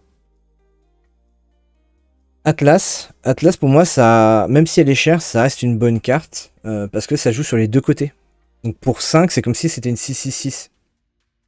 Alors certes, qui n'est pas séparée, ça veut dire qu'elle a qu'une, on la gère, on gère les deux côtés, mais c'est un peu le défaut. Mais par contre, ça met une pression monstre. Si on arrive avec 6 de mana, on dit tiens, je mets une petite 1-1, on voit que l'adversaire utilise pas mal de mana, il t'arrive derrière, tu mets ton Atlas pour 5, et que tu lui dis tiens, maintenant j'ai 6 d'un côté, enfin 3 d'un côté et plus de l'autre parce que j'ai déjà mis un personnage. Je pense que ça s'entend et je pense que c'est jouable. Par contre, je retirerai peut-être. Peut-être que je passerai à 1 ou 2. Pareil, dans le même principe pour réduire la courbe. Mais ça s'entend de le garder. Le Shenlong. Shenlong pour 6, c'est 9-9-9. Si vous n'êtes pas premier joueur et que l'adversaire utilise pas mal de mana, ça peut valoir le coup. Il a le Corias 1. Ça apporte 9 de stats, ce qui est vraiment pas dégueulasse. Et le Corias 1 fait que votre adversaire doit payer 1 de plus s'il veut le cibler avec un sort ou un effet. Capacité d'adversaire. Donc oui, ça doit être sort et effet. Donc ça l'oblige à défausser du mana pour gérer cette grosse carte et en défausser plus que ce qu'il devrait payer. Je pense que en one slot, ça s'entend de le garder. La Dorothy Gale. Le Dorothy Gale, c'est un peu comme un brouilleur Axiom. Ça apporte des stats. L'avantage, ça apporte des stats. Et ça renvoie en réserve une créature. Donc, un peu en surprise. C'est plutôt pas mal. Moi, je la garderai. Ça temporise la partie. Même si c'est une petite créature que vous lui virez ou n'importe quoi, bah, il va être obligé de repayer pour la mettre. Et si elle a fugace, vous lui dégagez, vous lui gérez un personnage et vous lui renvoyez dans la défausse. Donc, moi, c'est une carte qui je trouve est forte, mine de rien, de base. Et je la garderai. Elle coûte un peu cher. Bon, ça, c'est vrai pour le coup, parce que 3-2-2 pour 5, c'est peu de stats. Mais ça a le même effet qu'un sort qu'on a vu tout à l'heure. Donc, en vrai, qui coûtait 3 d'ailleurs. En vrai, je la garderai. L'entraînement physique, bah, ça donne des boosts, c'est très bien. Le entraînement physique rare, il fait piocher. Donc en vrai, c'est presque mieux, mais ça coûte un de plus. Typiquement, l'entraînement physique pour piocher 1, pour payer 3, en fait, ça dépend vraiment de votre courbe de mana. Si vous avez une courbe de mana basse, bah, je la garderai. Si vous avez une courbe de mana qui reste assez haute, typiquement, je la retirerai parce que vous n'aurez peut-être pas la possibilité, ou en tout cas l'espace pour pouvoir piocher pour pouvoir payer 1 de plus pour piocher une carte. Donc la commune ferait très bien l'affaire. Intimidation, renvoie un personnage ou un permanent ciblé avec un coût de 4 ou moins dans la main de son propriétaire. C'est comme un récupérateur Axiom, à part que ça renvoie pas en réserve, ça renvoie dans la main. Ça veut dire qu'il pourra le rejouer. Ça temporise plus qu'autre chose. C'est pas mal. Maintenant, ça peut être remplaçable par autre chose. Typiquement, peut-être quelque chose que je retirerais. Ce permanent là, je le trouve pas fou. Je le retirerais typiquement. Ça c'est une des cartes que je retirerais du deck si jamais je devais jouer Bravos. Donne Corias, donc c'est bien, ça fait payer plus, c'est pour tous les personnages. Je sais pas, en vrai je sais pas si ça vaut le coup ou pas. Que si on gère le permanent, on perd tout ça, et on aura perdu le permanent, on aura perdu trop de mana. T'as pas d'effet d'arrivée en jeu. Là je saurais pas juger cette carte là. Moi de premier abord je la retirerais. Et je pourrais pas dire si ça vaut vraiment le coup de la retirer ou pas. Donc déjà, en retirant les cartes, là je vois que je suis à 29, ça veut dire que... Ouais, le bastion. Le bastion de note, ça ralentit le deck, ouais. Ah, toi, ça ralentit ton deck. Après, en fait, d'un côté, je me dis c'est pas mal parce que ça peut enquiquiner l'adversaire, ce qui pourra pas vraiment cibler nos créatures. Mais s'il a des sorts qui gèrent et les permanents et les créatures, en vrai, il va juste cibler ton permanent au début. Et vu que t'en as qu'un, il te sert à rien. Donc, moi, de premier abord, je le retirerais. Mais pour libérer un slot. Et là, on serait à 28 et ça me permettrait de mettre un personnage de plus. Moi, je ferais ça de base. Après, les atlas, je passerai à 2. Je passerai à 2 atlas, voire un, pour juste avoir un petit effet de surprise, petit Kinder Surprise là qui arrive un peu sur le tas comme ça. Ça me libérerait encore 2 emplacements. Mais là, de base, si je vire pas plus d'atlas, je suis à 28 cartes. Donc ça veut dire que j'ai de la place pour une carte en plus, que ce soit personnage ou sort. Les intimidations, ça peut être potentiellement remplaçable. L'entraînement physique, en fonction de ce que vous estimez, typiquement la rare, potentiellement je la retirerai pour libérer, pour mettre un sort de plus, un sort de gestion en plus peut-être. Là, il n'y a pas de sabotage. C'est pareil, retirer des cartes pour du sabotage, typiquement les retirer les traceurs, la traceuse bravo, pardon, pour mettre du sabotage, c'est pas non plus déconnant. Le Ratatosk, il est bien parce que c'est une des rares cartes qu'on a à 1. Bah, c'est la seule carte d'ailleurs qu'on a à 1. Les 2 Ratatosk. Qui ramène un 1 de stat, qui ramène pas du 0. Donc en vrai, je le garderai. En gros, je retirerai les Atlas, potentiellement une des grosses cartes aussi. Le Sun Wukong, il est bien parce qu'il est en Kikin, mais il a pas non plus des grosses stats. Lui, il a des grosses stats pour 1 de plus par rapport au Sun Wukong, mais il revient pas en boucle. Et il est plus difficilement gérable. Donc, si je devais en retirer un, peut-être le Sun Wukong pour remettre autre chose dans le même genre de coup. Ou la Dorothy Gale si on n'a pas vraiment besoin de gérer, parce que de la gestion, on a de l'intimidation qui permet de le faire. Dorothy Gale c'est pas mal, mais ça n'a pas beaucoup de stats. Donc soit on retire Dorothy Gale pour essayer de choper une carte qui coûte moins cher et qui ramène plus de stats, ou autant qu'elle. Il y a peut-être d'autres effets derrière, comme du sabotage, toujours pareil. On voit au niveau des stats que on est quasiment sûr d'avoir un personnage en main, hein, 99,9%, et on a 80% de chance d'avoir un sort en main dès le début. Donc ça permet d'avoir quand même, on est assez fluide, on est assez flexible à ce niveau-là. Et après à la pioche, on a une chance sur 5 d'avoir un sort à chaque tour. Donc non, là le deck est pas trop mal en vrai. Comme j'ai dit, après je retirais un peu de Atlas, potentiellement de la Dorothy, potentiellement le Sun Wukong. En fonction de ce que vous chopez à côté, toujours pareil.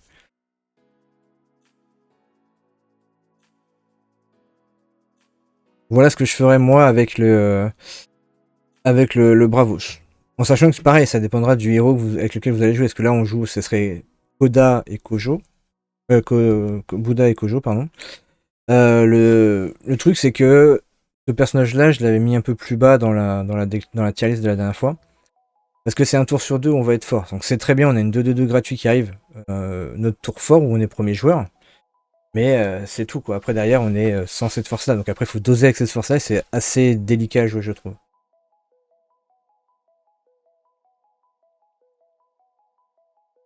Voilà pour le deck Bravos. N'hésitez pas si vous avez des questions à me stopper et à me poser des questions.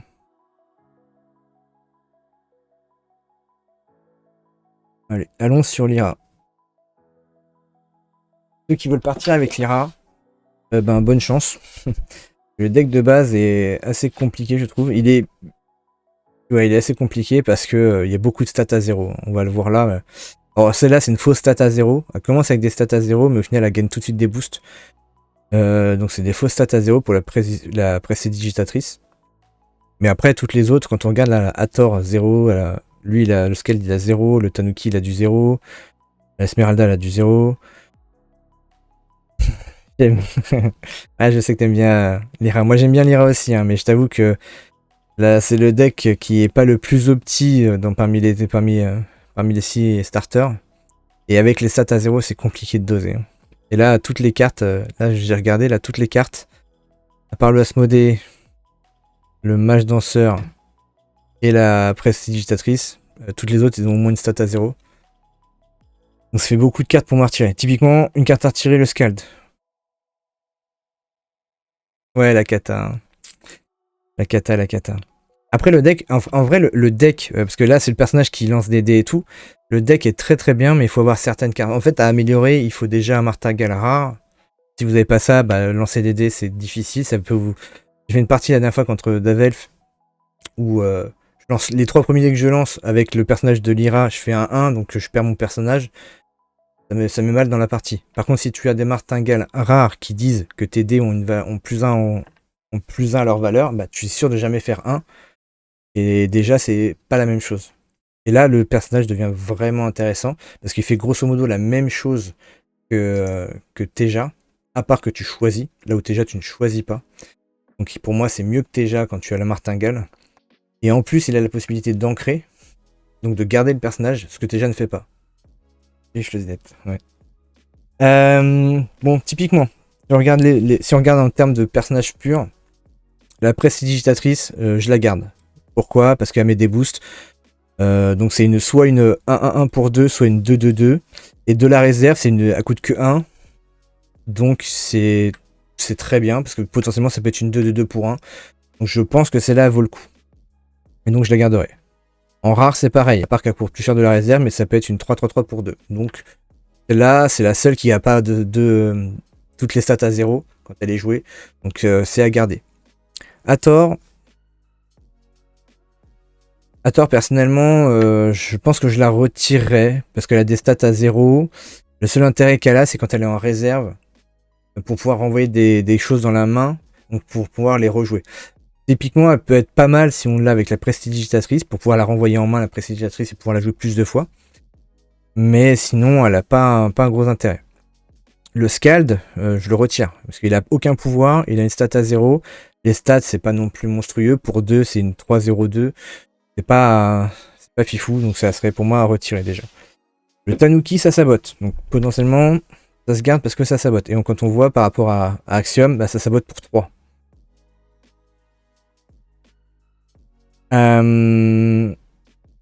L'avantage du Tanuki rare, c'est qu'il sabote potentiellement 2 fois.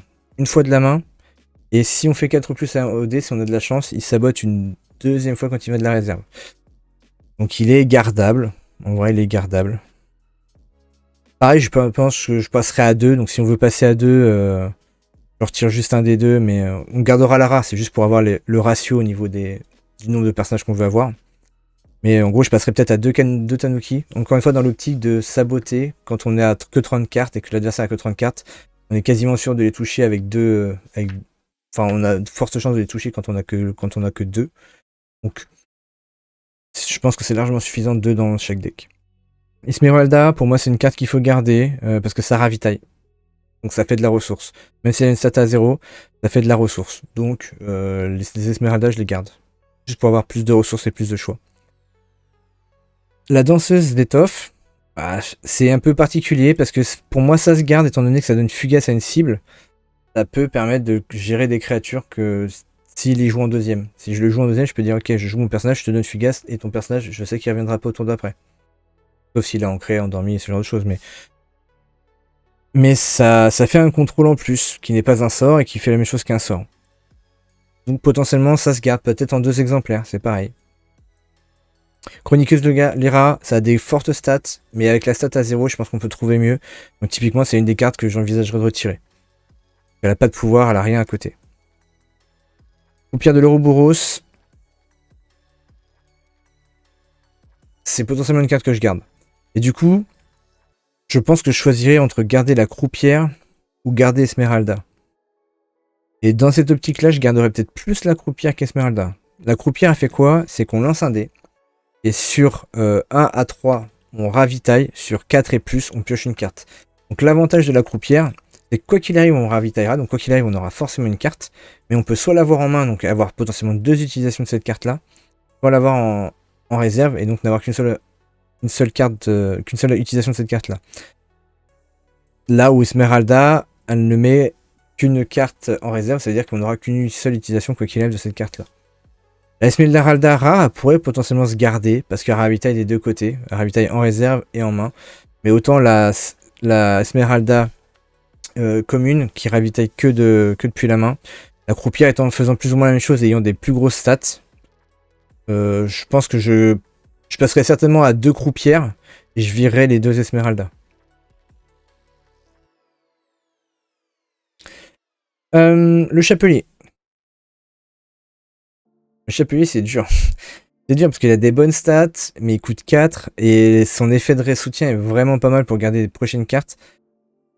C'est quelque chose qui se garde potentiellement, mais c'est toujours pareil. On arrive sur des stats on a des stats à 0 et ça fait beaucoup de stats à 0, donc c'est compliqué. Mais potentiellement, ouais, potentiellement je le garderai peut-être en 2 exemplaires, pareil, histoire de dire j'en ai 2. Et je vais pas, pour réduire un peu la courbe de mana, toujours pareil. Peut-être que je le garderai en 2 exemplaires, pour avoir la possibilité d'ancrer, toujours pareil. Les Asmodées, les Asmodées, les Asmodées, les Asmodées. Les Asmodées sont bien.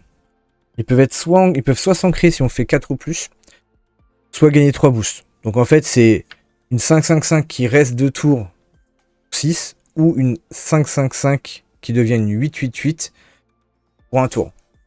Donc, c'est envisageable de garder. 3, ça fait peut-être beaucoup. Personnellement, je passerai à 2. Et je passerai certainement sur une la rare qui coûte 1 de moins, qui gagne ancré pareil et qui gagne 3 boosts, ou et je retirerai une des communes. Donc pour le ratio, je vais retirer la rare histoire de garder le ratio. Mais je garderai que 2 Asmodées. Le mage danseur, il est bien si on lance beaucoup de dés. Étant donné qu'on n'a pas forcément de martingale qui donne plus en dés, si vous en chopez, bah, mettez-les, ça améliorera fortement le deck. Mais sinon, il y a de fortes chances que vous changez le héros. Donc typiquement, le mage danseur, on lance des dés avec Asmodée, on lance des dés avec la croupière, on lance des dés avec la précipitatrice. Il s'entend, mais il faut pouvoir l'ancrer. Pour pouvoir l'ancrer, il faut avoir plus de cartes qui font ancrer comme le chapelier. Donc si vous chopez des cartes qui permettent d'ancrer, d'endormir ou ce genre de choses, ça peut être intéressant pour jouer en combo avec le mage danseur. Mais là, vous en avez qu'un. Ça veut dire que vous avez moins de chances de choper le mage danseur que ce qui fait lancer des dés. Donc typiquement, si vous en avez qu'un, moi je le retirerais potentiellement pour mettre d'autres cartes qui n'ont pas forcément besoin de synergie. Au niveau des sorts, on a cette carte là qui donc fait lancer des dés aussi, qui donne par contre X boost, X étant le résultat du dé, donc ça peut être de 1 à 6. Si vous avez du martingale qui booste, eh ben on peut aller jusqu'à plus. Mais du coup c'est potentiellement 6 boosts. Pourquoi? La moyenne d'un dé, en général c'est 3,5, enfin d'un dé 6 c'est 3,5. Ça veut dire que vu qu'on commence pas à 0, on peut pas faire 6 divisé par 2, et en fait c'est une chance sur 2 d'avoir 3 ou d'avoir 4, on va dire, dans la moyenne. Donc c'est 3,5 en gros. Du coup ça veut dire qu'on gagne 3 boosts ou 4 boosts pour 3. 3 ça fait peut-être beaucoup parce que ça coûte quand même un peu de mana, et je préfère dans les sorts avoir des... Ouais, c'est ça. Ah bah oui, après c'est une moyenne, hein. Donc la moyenne c'est sur X lancé, tu vas avoir c'est quoi le résultat. Normalement sur X lancé tu dois arriver sur à peu près 3,5. Moi je trouve que ça fait un peu beaucoup en effet sur le principe de potentiellement je peux avoir 1. Si j'ai 1 avec une carte qui me coûte 3, c'est cher quoi. Donc, typiquement, soit je le retire complètement, soit je descends à 2 voire une carte pour juste avoir une petite surprise qui peut me sauver la vie à des moments quoi. La prison de peinture, vous pouvez défausser une carte de votre réserve pour réduire le coût. Donc on peut réduire de 2 le coût en défaussant une carte de réserve. C'est pas mal. Et ça fait quoi? Ça renvoie un personnage ou un permanent ciblé sur le dessus du deck. C'est compliqué à juger. D'un côté c'est bien parce que ça ralentit votre adversaire sur le fait de creuser dans son deck, donc d'aller chercher des cartes qui peuvent être plus intéressantes que ce qu'il a déjà. Parce que vous lui remettez une carte sur le dessus du deck. Ça veut dire qu'au prochain tour, quand il va piocher ces 2 cartes, il aura la carte que vous lui avez renvoyée. Donc il envoie une de moins au prochain tour. Donc c'est pas mal pour ça. Mais maintenant c'est pour 5 potentiellement, si vous ne réduisez pas le coût, ça fait que renvoyer en main. Enfin renvoyer la carte, et donc ça veut dire qu'il va la repiocher pour la rejouer. Donc si c'est une carte qui a été chiante pour vous, que vous avez dû gérer parce que ça vous enquiquinait sur la partie, ben vous allez la revoir. Et si votre adversaire a vu que c'était chiant pour vous, il va vous la remettre. Clairement. Donc typiquement, à changer, à remplacer, à garder si vous avez que ça comme sort de gestion, à remplacer rapidement si vous trouvez autre chose quoi. Typiquement pareil, sur le même principe, peut-être que j'en garderai que 2 plutôt que 3. Typiquement la prison rare à coûte que 4, je garderai celle-là forcément en priorité, parce que réduit le coût de 1, donc ça réduit de moins, mais ça revient au même que la commune. Mais la commune, si jamais j'ai rien en réserve, il faut que je paye 5 pour la jouer. Là, j'aurais juste à payer 4. Donc sur le principe, on garde la rare. Toujours pareil, comme on n'a pas de limite de rare, autant garder la rare. Par contre, je passerai, je pense, à 2. Le zoo, envoyer en réserve un personnage ciblé de coût de main 3 ou moins, je pense que c'est à garder, parce que des personnages qui coûtent 3 ou moins, vous en aurez régulièrement. À garder. L'Ouroboros, Bastion Lyra. Personnellement, si on a qu'un, si vous en ouvrez d'autres, ça peut être intéressant de les mettre. Si on a qu'un, autant le virer. Sincèrement, avoir un repère qui, si vous avez une chance de l'ouvrir, vous lancez 2 dés. C'est bien si vous en avez 3 et que vous êtes sûr de l'avoir. Là, vous n'êtes pas sûr de l'avoir. Si on regarde les chances de piocher, vous avez 20% de chance de l'avoir en main de départ. Et vous avez 3% de chance de le piocher après n'importe quand. Donc c'est quand même très rare. Donc autant le retirer, sauf si vous en piochez d'autres qui là peuvent vous aider et améliorer le lancer de dés, les lancers de dés. Donc si on regarde ça, comme j'ai dit, le mage danseur, c'est pas forcément le plus opti. Vous avez moyen de, je pense, de trouver mieux de base, que le mage danseur. Après, ils peuvent vite devenir très forts si vous jouez mage danseur pour 2, que vous jouez la Ouroboros de la réserve pour 1. Bah déjà, il prend un marqueur, donc il passe 2-2-2. Si vous lancez votre dé avec Nevenka, il passe 3-3-3. Donc en un tour, il peut passer 3-3-3, et plus le temps va passer, et plus vous allez jouer de cartes qui lancent des dés, et plus il va prendre des marqueurs. Donc il peut être très très fort, mais encore une fois, on en revient à la même chose de dire que on met tout sur lui, et donc s'il est géré, on fait plus rien. Donc c'est un peu compliqué. C'est un peu compliqué, et moi typiquement c'est potentiellement une carte que je retirerais. Pour ça, comme j'ai dit, le chapelier, j'en retirerai un. La croupière, j'en retirerai un. Donc déjà, je me libère 2 slots de plus, sans compter le mage danseur, parce qu'il reste gardable potentiellement quand même. Hein. La peinture, hop, on va retirer celle-là juste pour avoir le bon ratio. J'en retirerai une. Donc en retirant un chapelier et une croupière de plus, on arriverait à 25. Ouais, à 25, donc ça nous laisserait 4 cartes potentiellement à remplacer. Toujours pareil, ça c'est trouver des meilleures cartes, en avoir 4 de plus, mais on a possibilité de remplacer les cartes qui sont là. Typiquement, la Hathor, comme j'ai dit, c'est une carte qui peut facilement sauter si on trouve quelque chose de mieux pour 2. Et du coup, ça libère 3 emplacements de plus, etc. etc. L'idée, c'est vraiment d'essayer d'avoir le moins de cartes à 0 en stats. Si la carte n'a pas un effet fifou, autant la remplacer par quelque chose qui a potentiellement un effet, ou même qui n'a pas d'effet, pour éviter d'avoir une stat à 0.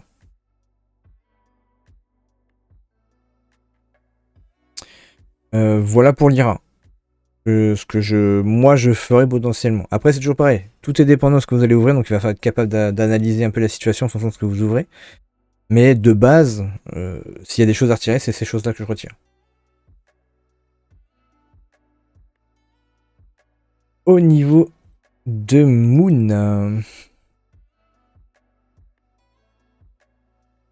Au niveau de Moona. Alors Moona, comme c'est un des decks les plus forts, je pense, des 6 starters, donc il n'y aura pas forcément grand-chose à retirer.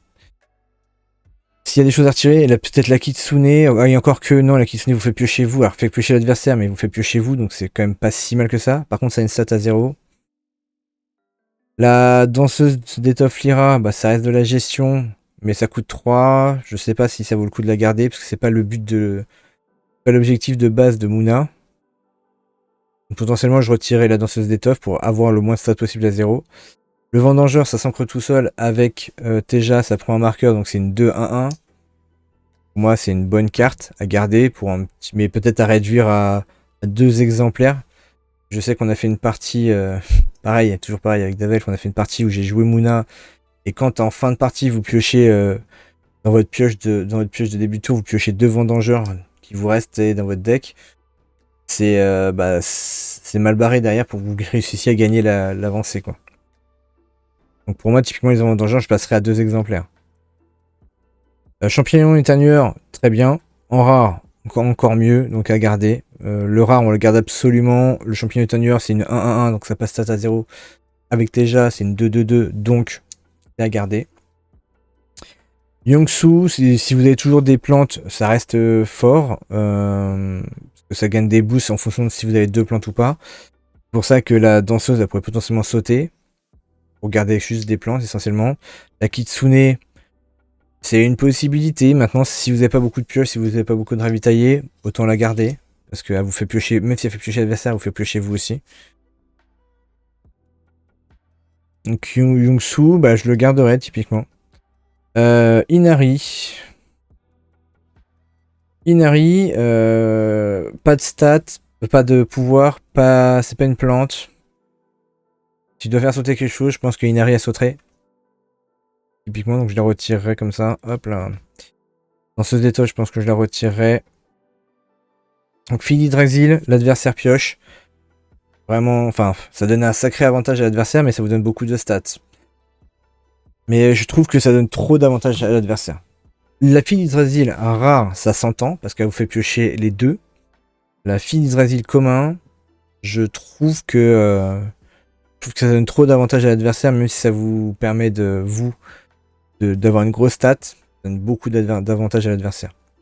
Le seul intérêt derrière la fille d'Hydraxil, c'est que si vous arrivez à l'ancrer. Vous arrivez à l'ancrer via par exemple le druide de mana, là ça devient intéressant parce que elle est ancrable vu qu'elle coûte 3 ou moins, et elle apporte des stats vraiment fat tout le long de la partie. Enfin, tant qu'elle est ancrée. Ça met une sacrée pression à l'adversaire. Vous êtes la passée en 2 exemplaires. Vous êtes la passée en 2 exemplaires. Le druide de Muna, je pense qu'il faut le garder, ne serait-ce que pour l'effet de soutien qui permet d'ancrer. Je pense qu'il faut la garder. C'est pas une plante, mais ça permet d'ancrer. Cernunnos, c'est très fort, ça a des bonnes stats, mais ça n'a pas de pouvoir. Ça coûte 4. Étant donné que là on l'a vu, le deck Muna il coûte quand même peu cher. Autant virer le Cernunnos, je pense, pour garder des cartes qui font ancrer et pour permettre de garder la Yggdrasil potentiellement, pour garder potentiellement le Vendangeur rare qui va se booster à chaque tour automatiquement. Je pense qu'il vaut mieux virer ce personnage que de le garder même s'il est fort, le Cernunnos. Parvati en rare à garder, ça ancre aussi bien de la main que de la réserve, ça a une stat à 0 donc c'est pas ouf, mais ça permet d'ancrer. Et ancrer on sait que c'est fort. Donc il n'y a pas de condition en plus de coût, donc autant le garder. Le Pignon Pugnace, il gagne ancré de base naturellement. Moi je le trouve potentiellement un peu faible parce que 5-5-5, même s'il est ancré, une carte qui coûte 5 pour avoir 3 de stats, à ce stade du jeu, tu veux quand même un peu plus. Alors il peut potentiellement avoir 4 si c'est la première carte que vous jouez. Mais ce qu'il faut savoir, c'est que si c'est la première carte que vous jouez, vous allez énormément utiliser de mana et vous allez dire à votre adversaire, regarde, j'ai presque plus de mana, fais ce que tu veux. Donc, typiquement, potentiellement, je garderai la rare parce qu'elle coûte quand même moins cher, mais je virerai potentiellement ces deux-là et essayer de trouver quelque chose de mieux. L'entraînement physique, ça donne des boosts, donc sur les personnages qu'on arrive à ancrer tout le temps, c'est fort à garder. Le personnage de coûte 3 ou moins gagne ancré, bah, ça permet d'ancrer, donc autant garder. Celui-là, en rare, le coût coûte moins cher de la réserve, il fait la même chose que la commune. La différence, c'est que il peut donner un boost si on le défausse de la réserve. Alors, autant, je pense pas qu'on l'utilisera pour le boost, mais on l'utilisera beaucoup plus pour le côté ancré, et le fait qu'elle coûte 1 de moins en réserve pour ancrer, c'est très bien, donc moi ces 3 là je les garderai. Comme ça on reste sur le petit d'ancrer beaucoup. Abreuvé jusqu'à 2 personnages gagnent chez un boost. C'est pas mal, mais typiquement la commune, je pense que je la virerai pour garder juste un one slot de la rare. Ça fait toujours une surprise, mais on va pas forcément miser énormément pour ça. On va surtout miser sur garder des personnages. Sommeil réparateur. Ça donne endormi. Donc on va pas forcément vouloir l'utiliser sur nos créatures. Sauf si on veut le garder pour le tour prochain, parce qu'on sait qu'on a perdu. En fait, le sommeil réparateur, c'est bien. C'est pas une gestion à proprement parler, c'est quelque chose qui va temporiser. Je trouve que c'est pas si mal si c'est... parce que ça vous donne un peu le choix quand même. Je m'explique. Si votre adversaire a mis une grosse carte que vous voulez absolument avancer parce que vous êtes bloqué sur une carte qui a par exemple un biome ou n'importe quoi, vous pouvez potentiellement dire ok, j'endors sa créature, ça me permettra d'avancer. Par contre, sa créature sera là au prochain tour. Mais ça peut être aussi l'inverse, ça peut très bien dire ok, j'ai perdu l'expédition là, Par contre, ton personnage, je sais qu'il va pas rester parce qu'il est pas ancré. Peut-être qu'il a fugace, donc je sais qu'il reviendra plus. Donc autant que je garde ma personnage. Et dans ce cas-là, je m'endors ma créature pour pas qu'elle parte en réserve ou qu'elle parte en défausse. Et je l'aurai au prochain tour. Donc ça reste comme un ancré, mais un ancré qui vous donne le choix minimum de soit temporiser votre adversaire, soit permettre de garder votre créature pour le tour d'après. Parce que vous avez perdu, qu'il a réussi à gérer ce que vous avez fait. Je passerai, je pense, à 2 exemplaires, mais ça reste pas mal. Donc du coup, si on regarde là, bah, on voit qu'on est en retirant un sommeil réparateur, on serait à 27 cartes, donc il y aurait 2 slots possibles. On voit qu'on a quand même pas mal de sorts, mine de rien, parce qu'on a 89% d'en avoir en main de départ. 89% de chance d'en avoir en main de départ, ouais, donc c'est pas mal de sorts. Mais voilà, moi je retirerais ça. Je retirerais une fille d'Yggdrasil quand même, parce que je trouve que ça fait beaucoup, 3 donc ça fait 3 cartes potentielles qu'on peut donner à l'adversaire, donc c'est un peu cher payé. Donc j'en mettrai que 2. Donc ça donne 3 slots ouverts pour d'autres choses. Le Drumouna, on va le garder. Tout ce qui est encre, de toute façon, on va garder. Parce que le but, c'est d'essayer de garder ce champignon éternueur là. Parce que lui, il va devenir fort tout seul. Les Yunsu, c'est pareil, ils vont prendre des boosts à gogo. Donc ils vont être forts tout seuls. Donc c'est cela qu'on veut essayer de garder.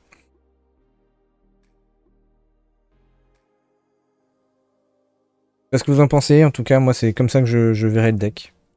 Là, potentiellement, c'est un des rares decks où vous allez garder le héros. Parce que Teja est très bien.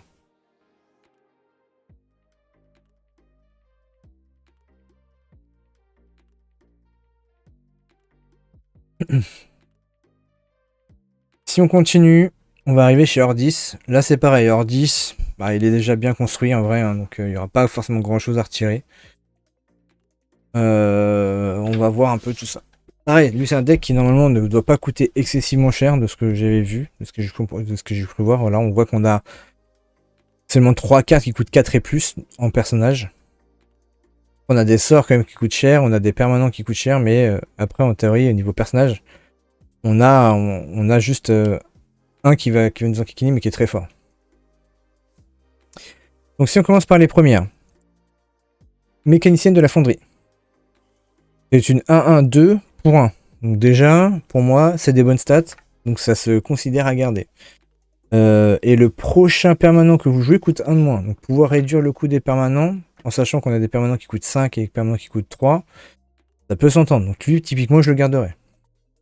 Le Ratatosk. Le Ratatosk, on a vu que c'était des bonnes stats. Mais... ah si, en vrai, il se garde aussi, parce que de la réserve, il crée 2 jetons soldats. Comme on a vu tout à l'heure, on préfère avoir on préfère avoir des stats séparés que des stats sur une seule créature. En vrai, le Ratatosk qui se garde aussi. Après, il n'y en a qu'un de chaque, donc réduction de coût de permanent, je vais regarder, mais il n'y en a peut-être pas beaucoup. Après, il a quand même des bonnes stats, il coûte pas cher, donc en vrai, à garder. Toupir Ordis. Toupir Ordis, c'est une 1-1-1 pour 1. Et la rare, c'est une 1-2-2 pour 1. Donc déjà, la rare, vous la gardez, ça c'est sûr. La troupière Ordis après commun. Pour moi, ça se garde parce que ça reste des stats à 1, sans coût de stats de 0, mais ne connaissons pas un peu le ratio qu'il faudrait pour des decks de scellés comme ça. J'aurais tendance à vouloir en retirer une. Pour pas que si jamais je pioche cette carte-là, je me dise elle va m'enquiquiner pour la fin de la partie, j'aurais pas assez de force avec cette carte-là. Juste pour ce principe-là, je retirerai potentiellement une.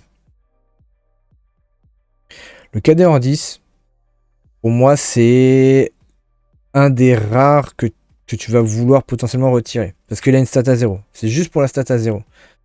Il ramène un jeton, donc c'est comme si c'était une 2-2-1 de force que lui amène. Il le ramène en réserve et en main, mais il a une stat à 0. Potentiellement, il permet pas forcément d'avancer, ça peut donner l'avantage à l'adversaire. J'en garderai certainement parce que ça crée des jetons et on sait qu'Ordis, le deck Ordis, il a besoin de jetons pour être efficace. Mais potentiellement, j'en virerai un aussi. Le scribe runique du monolithe. Alors lui, il n'a pas d'effet. Si vous trouvez quelque chose qui a des effets pour 2 qui garde à peu près les stats de 2-2-2, bah let's go, changez. Mais sinon, à garder, potentiellement. Encore une fois, ça dépendra de ce que vous ouvrez. Le rare, il permet de ravitailler. Donc le rare, typiquement, il est bien, parce qu'il permet d'avoir des ressources, de récupérer des ressources. Donc celui-là, le rare, on le gardera. Peut-être, à la limite, du coup, on pourrait passer pareil sur 2 exemplaires du script plutôt que 3. Sur le principe de, ouais, j'ai peur que ça soit pas assez fort par la suite si jamais j'avance dans le jeu. Roi grenouille, ça a des stats à 0. Ça fait rien en effet. Donc typiquement, si je dois retirer une carte déjà, celle-là, il y a de fortes chances qu'elle saute. Parce qu'elle apporte 0 de stats à un endroit et qu'elle n'a pas d'effet. La gardienne Ordis, c'est une carte qui crée un jeton soldat dans l'autre expédition, quand elle arrive. Donc il faut la considérer comme une 2-4-2. Je ramène 1 de stats. Mais elle coûte 3. Vu qu'on joue avec les jetons, qu'on a besoin des jetons, pareil, je passerai à 2 exemplaires, je pense. Histoire de ne pas en avoir de trop, parce que je trouve que 2-4-2 c'est bien, mais c'est pas non plus exceptionnel. Donc je passerai potentiellement à 2 cartes gardiennes. Espionneur 10, ça sabote. Ça n'a pas des stats dégueulasses, donc ça se garde. Et l'espionneur 10 rare, ça sabote. Et en plus, ça crée un jeton quand ça met de la réserve pour 2. Donc elle est très bien. Pareil, si on n'a pas besoin d'avoir autant de sabotage, autant passer à une commune, une rare. Sauf si vous ouvrez une seconde rare, et dans ce cas-là, mettez la rare. Mais sur le principe, je garderai la rare et une commune. Pour avoir 2 cartes qui sabotent. Dans le même optique que j'ai dit tout à l'heure, c'est avoir trop de cartes qui sabotent, ça sert pas à grand chose. Je pense pas, parce que le but c'est d'en saboter une ou 2, c'est déjà très bien. Donc voilà. Donc pour garder le ratio, je vais retirer celle-là. Il y avait la scribe aussi. Pour garder le ratio, je vous ai dit que je passerais potentiellement à 2. Je vais retirer celle-là. Et la troupière hors 10, pareil, si on passait à 2, je vais retirer celle-là. Voilà. Pour garder le ratio de cartes à la fin.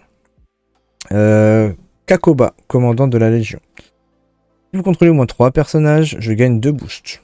Donc elle, avec hors 10 déjà de base, si on joue Sigismar, on a déjà un personnage de base, gratuitement. Donc ça veut dire qu'il faut juste en mettre 2 autres. Étant donné qu'on a des cartes qui génèrent des jetons, comme par exemple la gardienne nordiste qui, elle, jouée de n'importe où, elle met un jeton plus elle. Donc déjà, de base, à elle seule, elle ramène les 2 personnages qui nous manquent. L'espionne, on l'a vu tout à l'heure, l'espionne hordiste de la réserve, qui a sa beauté, qui joue de la réserve, elle coûte que 2 et elle ramène un jeton en plus.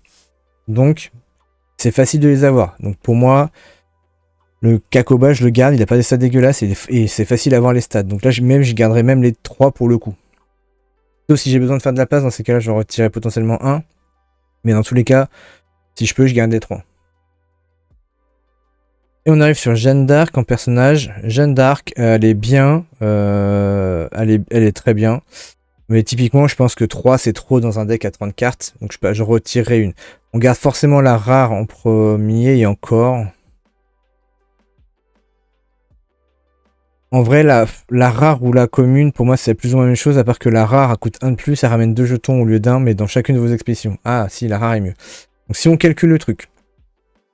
La Jeanne d'Arc, c'est quand elle quitte l'expédition. Ça veut dire que si jamais on vous gère la Jeanne d'Arc, en vous la défaussant, en vous la renvoyant en réserve, quoi qu'il arrive, ça mettra des jetons. Donc ça veut dire que si c'est fait dans le tour, bah, au pire, elle a 2-2-2 de force, bah, elle va créer 2 jetons, une dans chaque expédition, donc elle va ramener 2-2-2 de force, séparé, mais elle va ramener 2-2-2 de force si elle est gérée dans ce tour-là. Et sinon, à la fin du tour, quand elle va partir en réserve ou partir en défausse, elle va régénérer 2 de force, mais qui seront là pour le tour d'après, parce que du coup ça se fait en fin de tour, après le repos. Donc au crépuscule, elle va générer ça, et du coup les jetons vont rester.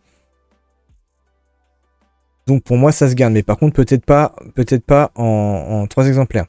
Et la Jeanne d'Arc rare, elle va ramener 4 jetons au total, 2 de chaque côté. Ça veut dire que pour 1 de plus, on ramène 2 de force de plus. Donc si je dois en retirer une, je retire une commune. Bonsoir Aurore. Donc si je dois en retirer, je retire une commune. Et je garde la rare et une commune. Pour garder les ratios, je vais retirer la rare. Là, on voit déjà qu'on est à 32 cartes. Donc on a quand même réussi à couper un peu le deck pour réduire à 30 cartes. On va regarder les sorts maintenant. Le chargé. Bah, le chargé, pour moi, vu que vous allez pondre des personnages de partout, c'est le meilleur sort pour Ordis. Peut-être pas en 3 exemplaires, c'est toujours pareil, parce qu'on a besoin de place et autres. Donc j'en retirerai un, mais il donne un boost à toutes les cartes présentes en jeu. Donc à garder dans le deck, clairement. Le saut adhésif, envoyer un personnage en réserve ciblé avec un coup de main 4 ou plus. Donc là, c'est pour des personnages qui coûtent 4 ou plus. Typiquement, ça c'est quelque chose que je retirerai rapidement parce que des choses qui coûtent 4 ou plus, il n'y en aura pas forcément beaucoup. Peut-être en garder un pour potentiellement gérer des permanents qui coûtent 4 ou plus si jamais vous rencontrez du Axiom, du Ordis, parce que du Ordis, il y en aura, et ils ont les monolithes. Mais sinon, ça risque d'être une carte qui risque d'être morte tant que le monolithe n'est pas en jeu ou tant que Jeanne d'Arc n'est pas en jeu. Sauf que si vous gérez Jeanne d'Arc, vous lui donnez des jetons. Donc, c'est pas la meilleure gestion sur le papier. Et ouvrir les portes pour 5, ça crée 4 jetons de recrues qu'on distribue comme on veut dans les expéditions. Pour moi, pour moi, c'est pas assez parce que c'est comme si ça faisait 4-4-4. En termes de puissance brute seule, ça fait comme si ça ramenait 4-4-4 de force pour 5 de mana. Donc je pense que ça, c'est une carte qui peut être retirée pour permettre d'avoir une courbe de mana pas élevée. Ou pas trop élevée en tout cas. Et là, quand on regarde déjà entre les sorts et les personnages, bah, la carte la plus chère, c'est Jeanne d'Arc qui coûte 4. Je crois que la rare coûte 5. Donc ça sera 5 la carte la plus chère. Et en sort, c'est 2 et 3. Donc ça va. Moi, les chargés, comme j'ai dit, je descendrai à 2 et soit adhésif potentiellement à 2, voire 1. Donc ça libérait encore des slots. Là, on est à 31 cartes. Si on retire un chargé et un soit adhésif, on est à 29. Donc on est déjà au minimum. Dans les permanents, bah, pareil, comme on est à 30 cartes, je pense que je passerai les 2 permanents à 2. Les 2 permanents à 2, mais les 2 sont bien en vrai. On a le monolithe qui lui va dire que chaque carte qu'on va jouer va gagner un boost. Ça veut dire que chaque carte qu'on va jouer, ou qui va arriver en jeu, c'est même plutôt ça, c'est que qui arrive en jeu, il gagne un boost. Donc les jetons concrets, que ce soit via Jeanne d'Arc, que ce soit en début de tour avec Sigismar ou autre méthode, vont être des 2-2-2 au lieu d'être 1-1-1. Donc déjà, ça les rend beaucoup plus forts. Donc pour moi, très bien, mais après il coûte cher, c'est pour ça que je le passerai à 2. Le transporteur Ordis, lui, il va créer des jetons à chaque tour, à midi, il va créer un jeton. Sigismar va le créer du côté héros, le transporteur va le créer du côté expédition, compagnon, pardon. Donc pour moi déjà de base, c'est quelque chose de bien parce que ça va venir compléter le pouvoir du personnage Sigismar et qui va mettre la pression du coup des deux côtés. Il va mettre de la pression côté héros, côté compagnon. Du coup, ça va être un personnage, donc ça veut dire que votre adversaire, quand il va commencer son tour, il sait déjà qu'il a des créatures qui vont lui faire face et qu'il va devoir surpasser pour pouvoir réussir à avancer. Ça met une pression, donc ça reste pour moi très bien. Mais pareil, sur le principe de 6 permanents, 5 permanents, je pense que ça fait trop dans ce jeu-là. Je passerai à 2 et 2. Ou ça me libère 2 slots de plus. Donc ça me lie au total entre passer à 2 les chargés, passer à 2 les soins adhésifs, passer à 2 chaque permanent, ça me libère 4 slots. Qui fait que je passe à 27. Donc j'ai potentiellement 2 cartes à rajouter. Pareil, j'avais dit qu'on pouvait retirer potentiellement une gardienne Ordis, un cadet Ordis, voire les cadets Ordis à remplacer potentiellement. À voir ce que vous chopez. Typiquement, le héros de papier n'est pas à négliger. Il coûte que 1, mais avec le monolithe, ça deviendrait une 1-1-2, je crois. Parce que je crois que par de base, on va les regarder, mais le héros de papier, il a... hop là. Il ira... Hop, on va mettre Ordis. On va pas mettre les sorts. Ok. Dans les rares... Non, je suis pas dans les rares. Alors, le héros de papier, il est là. Donc en commun, c'est une 0-0-1. En soi, pas fifou, hein, mais ça coûte que 1. C'est surtout que gratuitement, il peut vous créer un jeton quand il est en réserve, donc c'est qui est mieux que de le jouer lui, qui potentiellement va mettre 1-1-1, voire 2-2-2 si vous avez le monolithe. Donc le héros de papier, typiquement, il est pas à sous-estimer, il est peut-être même à considérer. Et le héros de papier en rare, si vous arrivez à l'avoir en rare, il a déjà des stats plus élevés pour le même coup, et il a toujours l'effet de créer un jeton. Donc, si vous chopez le héros de papier, typiquement, c'est quelque chose qui est considérable. Pareil, si vous avez le cadet Ordis en rare, vous voyez que c'est nettement mieux que le cadet Ordis en commun, parce qu'elle a plus la stat à 0. Autant en profiter. Après, ça à voir. Lorsque mon expédition n'avance pas, ça. Alors, lorsque mon expédition n'avance pas, à moins que vous chopiez le héros Waru et que vous décidiez de jouer Waru, il y a peu de chances que votre expédition n'avance pas, ou alors faut jouer en fonction de ne pas faire avant pour ne pas faire avancer son expédition. Et si c'est joué comme ça, c'est dangereux parce que vous risquez de prendre du retard et autres. Typiquement, les effets comme ça, je suis pas convaincu que ça soit les mieux. Et après, c'est toujours pareil, ça dépendra de ce que vous ouvrirez dans les boosters. En tout cas, si vous ouvrez un héros de papier, ne serait-ce qu'en commun, bah, n'hésitez pas à le mettre pour remplacer un cadre 10 qui fait plus ou moins la même chose et qui coûte moins cher. Donc c'est un après-vous et un pouvoir gratuit de réserve pour mettre un jeton.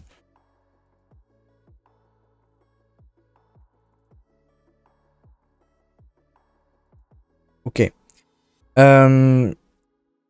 Il va nous rester un deck qui est Izmir. Alors Izmir, c'est certainement la faction que je maîtrise et que je connais le moins.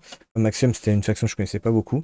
Donc je vais faire avec ce que je connais et ce que j'analyse des cartes. Mais il n'y a rien de... Il n'y a rien de sûr, en tout cas, dans ce que je vais dire. Là, le défenseur, je le dégage. Clairement. Un truc qui ramène de la force, qui est très bien pour empêcher d'avancer un adversaire, mais qui ne me permet pas d'avancer.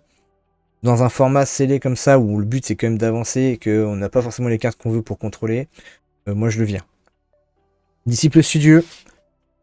Prochain sort que vous jouez, il coûte 1 de moins quand vous le défaussez de la réserve. Ça coûte que 1, c'est une 1-1-0. Si vous n'avez pas d'autre 1, à garder, sinon à remplacer par une autre 1 qui ferait par exemple une troupière hors 10, je sais pas. Vu qu'on peut mixer les factions, si vous arrivez à avoir une troupière hors 10, bah typiquement, mettez-la quoi. Ça sera mieux que ça. La fée des dents, très bien. C'est la seule carte, je crois, qui sabote pour 2. Typiquement, à garder. Elle n'a pas des grosses stats, mais saboter pour 2, très bien, parce que ça veut dire que dès le premier tour ou dès le deuxième tour, vous pouvez saboter une carte de la réserve de l'adversaire. Donc le ralentir énormément. Sans pour autant utiliser tout votre mana, donc pour potentiellement faire d'autres choses à côté. Augurismir. Typiquement, l'Augurismir est pour moi déjà un peu mieux que le Disciple, parce que c'est 1-1 et c'est 1-2-1, pardon. Ça n'a pas de pouvoir, donc typiquement, si vous trouvez une carte qui coûte 2, qui a des pouvoirs, bah à remplacer. Mais sinon, ça peut être à garder, potentiellement. Dame du lac, même principe que l'augurisme, hier ça n'a pas de pouvoir, du coup c'est à remplacer si vous trouvez mieux. Sinon c'est potentiellement à garder. Baba Yaga, ça vous fait piocher, pour moi c'est à garder. Ça n'a pas des grosses stats, mais comme ça fait piocher, c'est à garder. La rare, à garder absolument parce qu'elle est déjà mieux au niveau stats. Lui, quand il est joué de la main, il gagne 2 boosts, sinon c'est une 1-1-1 pour 1. Bah, en vrai, c'est pas dégueulasse, c'est à garder. Là, il n'y a pas beaucoup de cartes à acheter. En vrai, si je dois acheter des cartes, je pense que ça serait celle-là. Hein, parce qu'ils sont bien, mais ils sont pas non plus folichonnes. Ce sera les cartes qui seront facilement remplacées. Et du coup, je garderai pour le moment l'alchimiste ici. L'alchimiste rare, il fait quoi? Il gagne 3 boosts, donc il est même mieux, donc clairement. Donc, l'alchimiste à garder, peut-être le passer en 2 exemplaires. En vrai. Donc si je le passe en exemplaire, on va retirer ça. On gardera la rare forcément, hein, mais faut garder le ratio, toujours pareil. Alice. Alice, pour moi, c'est pas un personnage très bien. Donc typiquement, c'est une carte que je retirerais potentiellement. La rare, elle est un petit peu mieux en termes de stats. Donc celle-là, à la limite, on peut la garder. Ça fait un après-vous depuis la réserve, mais est-ce qu'on a envie de défausser une carte qui fait 3, 3, 4 de stats pour de faire un après-vous? Je suis pas sûr. Mais juste pour les stats, à se regarder. Mais en gros, la Alice, moi, je la vois plus comme un personnage sans pouvoir qui a des stats. Je compte pas son après-vous. Dorothy Gale, pour moi, c'est un très bon personnage pour contrôler. Après, là, il y en a beaucoup. Ça coûte 5, ça coûte cher. Je pense que je passerai à 2.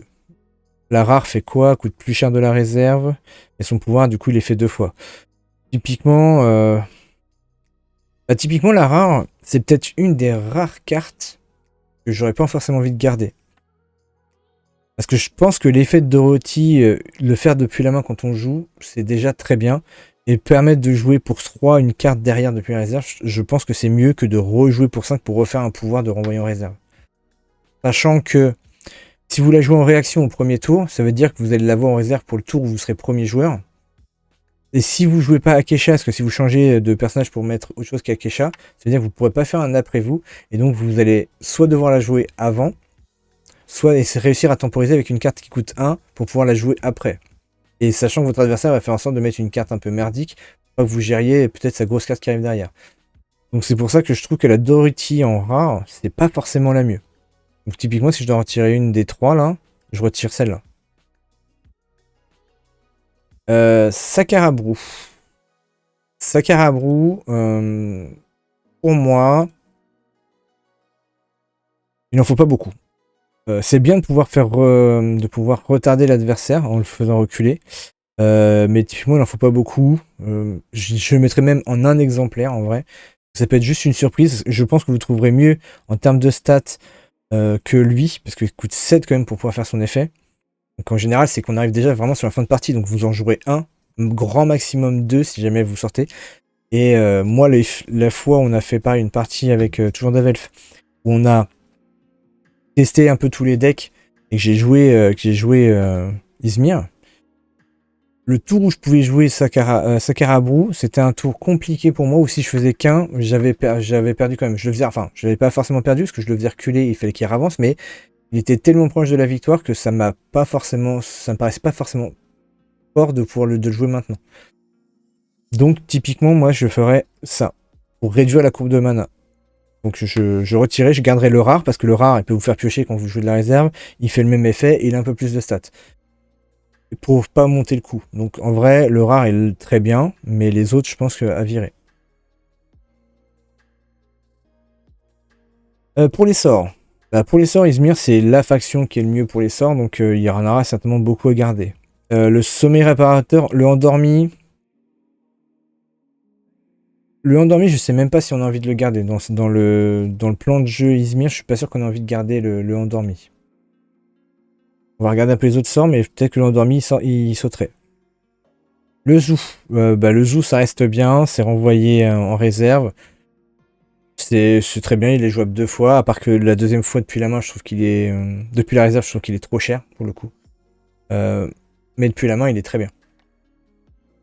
L'espionnage. Saboter, ravitailler. Ça fugace, donc c'est utilisable qu'une seule fois. On a la fée des dents qui sabote. Je pense qu'on peut passer à 2 espionnages. Mais l'avantage, c'est que ça fait ravitailler, donc autant le garder. Autant le garder, mais passer à 2, peut-être.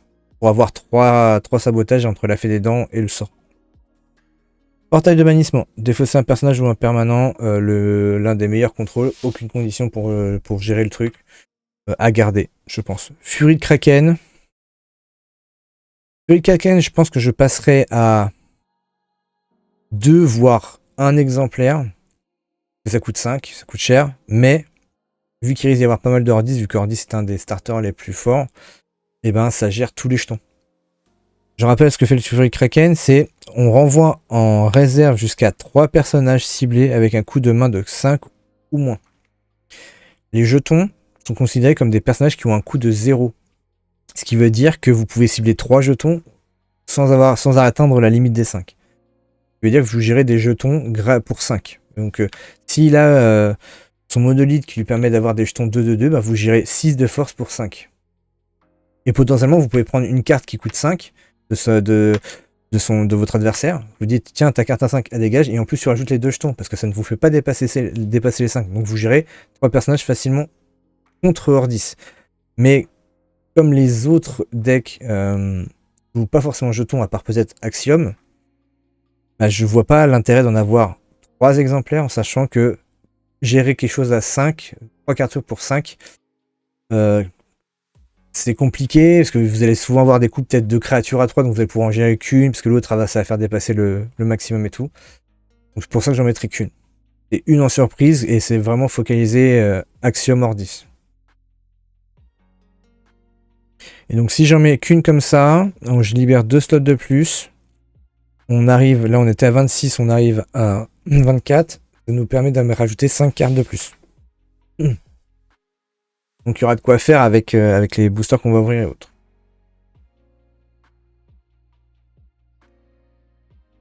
En sachant que je retire aussi l'espionnage en un exemplaire, donc c'est pareil, on aura même 6 cartes à rajouter.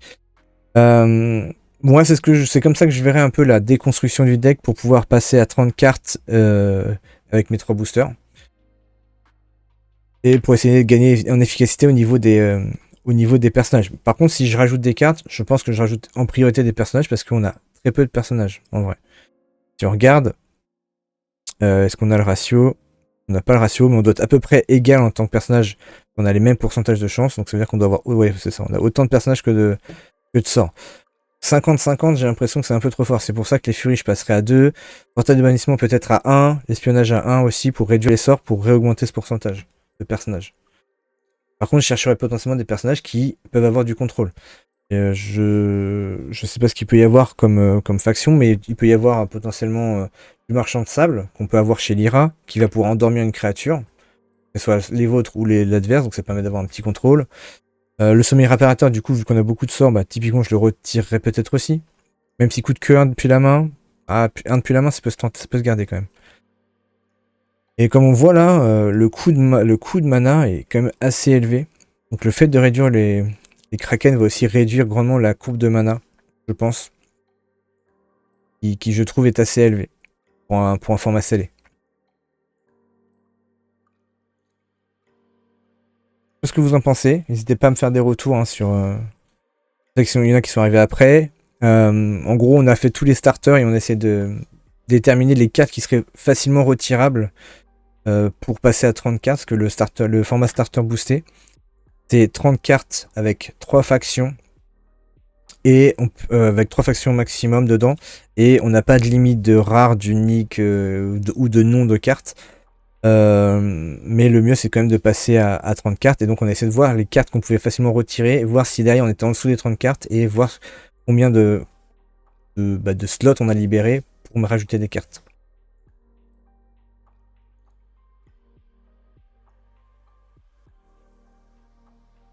Voilà, on a vraiment fait tous les decks. On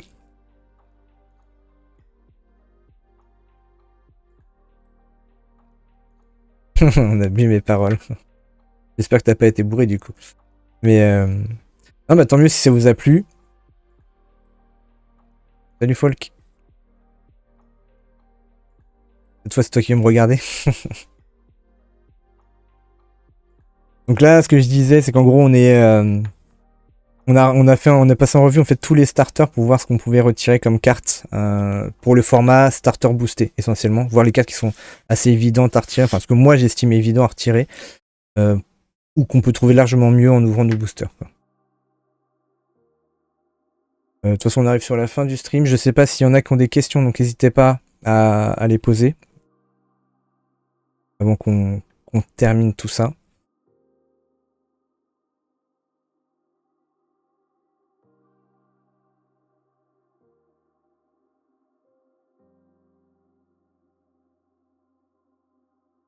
Sinon, j'espère que ça vous a plu, que vous avez déjà une petite idée pour ceux qui vont faire des starters boostés, une idée des cartes à retirer si vous a plu. Pour Lyra, oui, vas-y. Dis-moi, Mickey.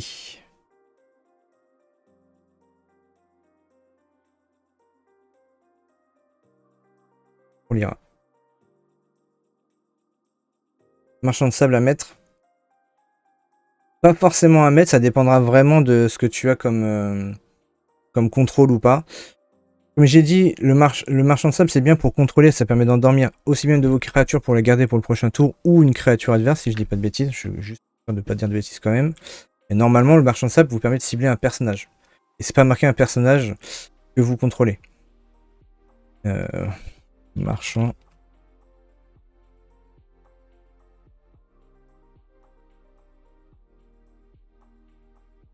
Alors, marchand de sable, jusqu'à un personnage ciblé gagne endormi. Donc, il est bien pour contrôler le marchand de sable.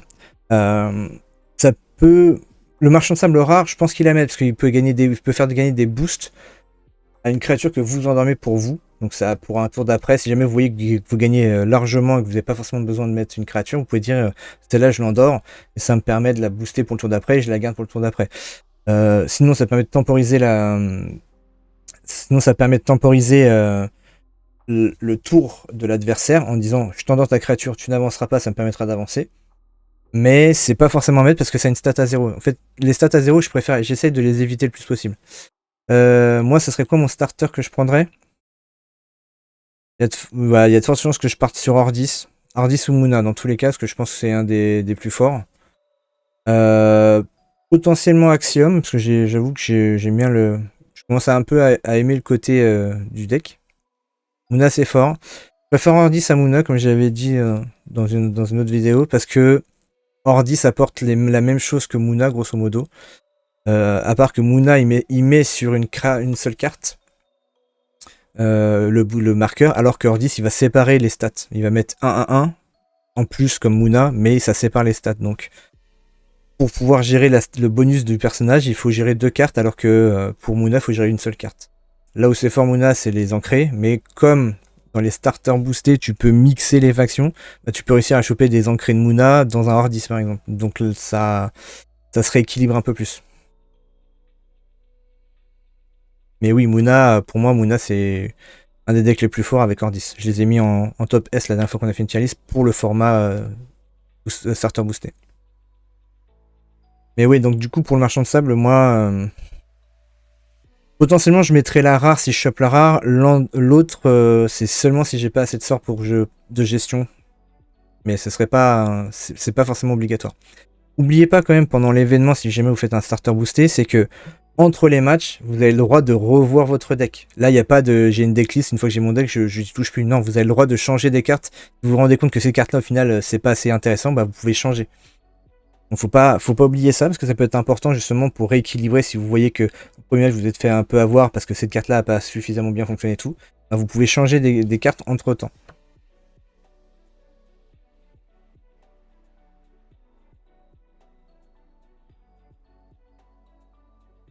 On n'a pas passé en revue toutes les cartes qui seraient sympas à ajouter, parce que ça fait beaucoup de cartes à passer en revue, mais de toute façon, dès que vous avez des cartes qui vous font piocher, si ça n'a pas trop de stats à 0, n'hésitez pas à les mettre, parce que c'est toujours bien de piocher. Ça vous donne plus de choix, plus de possibilités pour le tour d'après, ou même pour le même tour.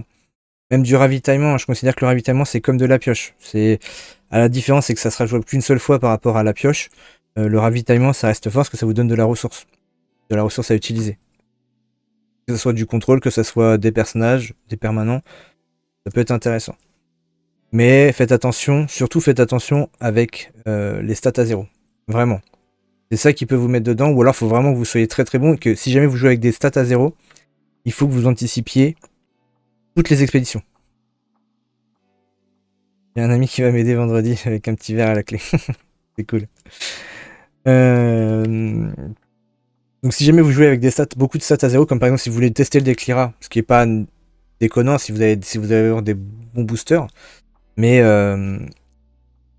si vous jouez avec le deck de Lyra, faites attention parce que comme il n'y a que des stats à 0 un peu partout, c'est très compliqué, il faut vraiment anticiper. Il va avancer sur sur cette carte d'expédition là, avec ces biomes là, il faut que je garde cette carte là en main pour pouvoir contrer ce côté là. Moi je suis sur tel biome, donc il faut que j'arrive à avancer, sinon je vais être bloqué, etc. parce que j'ai pas les cartes qu'il faut. Donc c'est vraiment compliqué à jouer, mais si vous vous sentez capable de le faire, faites-le. C'est sympa, mais pour moi c'est très compliqué à jouer. C'est pour ça que quand on a regardé le deck Lyra, je vous ai dit bah voilà, pour retirer pas mal de cartes qui ont des stats à 0 pour essayer de rebooster un petit peu le deck avec des stats non à 0.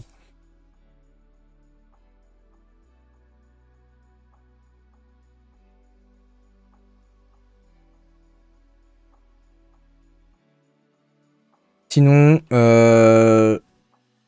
moi, donc comme je l'avais dit en début de vidéo, demain soir, je refais un tournoi 16 joueurs en construit avec toujours mon Fen et Crobar Festival Lyra. Je pense changer quelques cartes par rapport à ce que j'avais indiqué dans une dernière vidéo. En tout cas, il avait bien marché la dernière fois, mais je vais rajouter juste, je pense, un petit peu de contrôle pour tester. Ça c'est pour jeudi soir, c'est du construit. Vendredi soir, je fais un scellé à la cabane de Ludo à Rissorangis dans le 91. Et donc certains d'entre vous seront là, hein, Mickey, Davelf. Donc on s'y verra là-bas. Donc c'est un tournoi, donc c'est un scellé 16 joueurs, pareil. Donc là c'est du scellé, donc 7 boosters, on construit nos decks, 30 cartes, on mixe jusqu'à 3 factions. On n'a pas de limite d'unique, pas de limite de rare, pas de limite de nom de cartes. Et pareil, pour le CD comme pour le starter boosté, vous pouvez changer des cartes en cours de... pas en cours de match, mais entre les matchs. Donc il ne faudra pas hésiter à le faire aussi. Et samedi après-midi, au Drakkar Ludique à Longjumeau, c'est la même chose pour jeudi, ça sera aussi au Drakkar Ludique à Longjumeau dans le 91 aussi. C'est un starter boosté. Donc samedi soir, il y aura 3 débriefs à faire. Donc le scellé, le starter boosté et le tournoi 16 joueurs.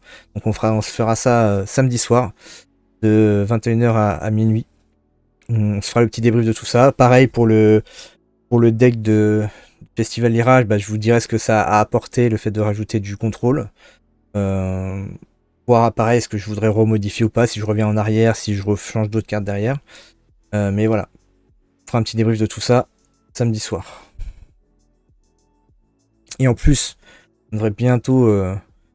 on va pouvoir bientôt jouer avec Salterd ou même retrouver Exaltable, donc on pourra potentiellement faire des decks construits ou construire en ligne ensemble des decks et potentiellement s'affronter après en ligne.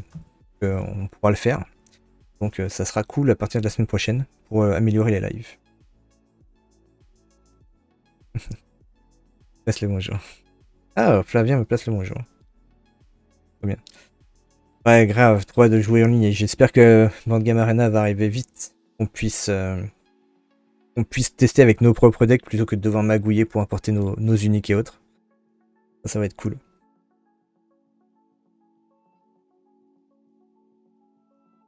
Sur ce, moi je vous dis la bonne soirée. Et je vous dis à samedi pour ceux qui seront présents. Et bon tournoi, bon scellé à vous si vous faites du scellé, bon starter boosté si vous faites du starter boosté. Et à samedi soir pour ceux qui seront là. Des bisous à tous.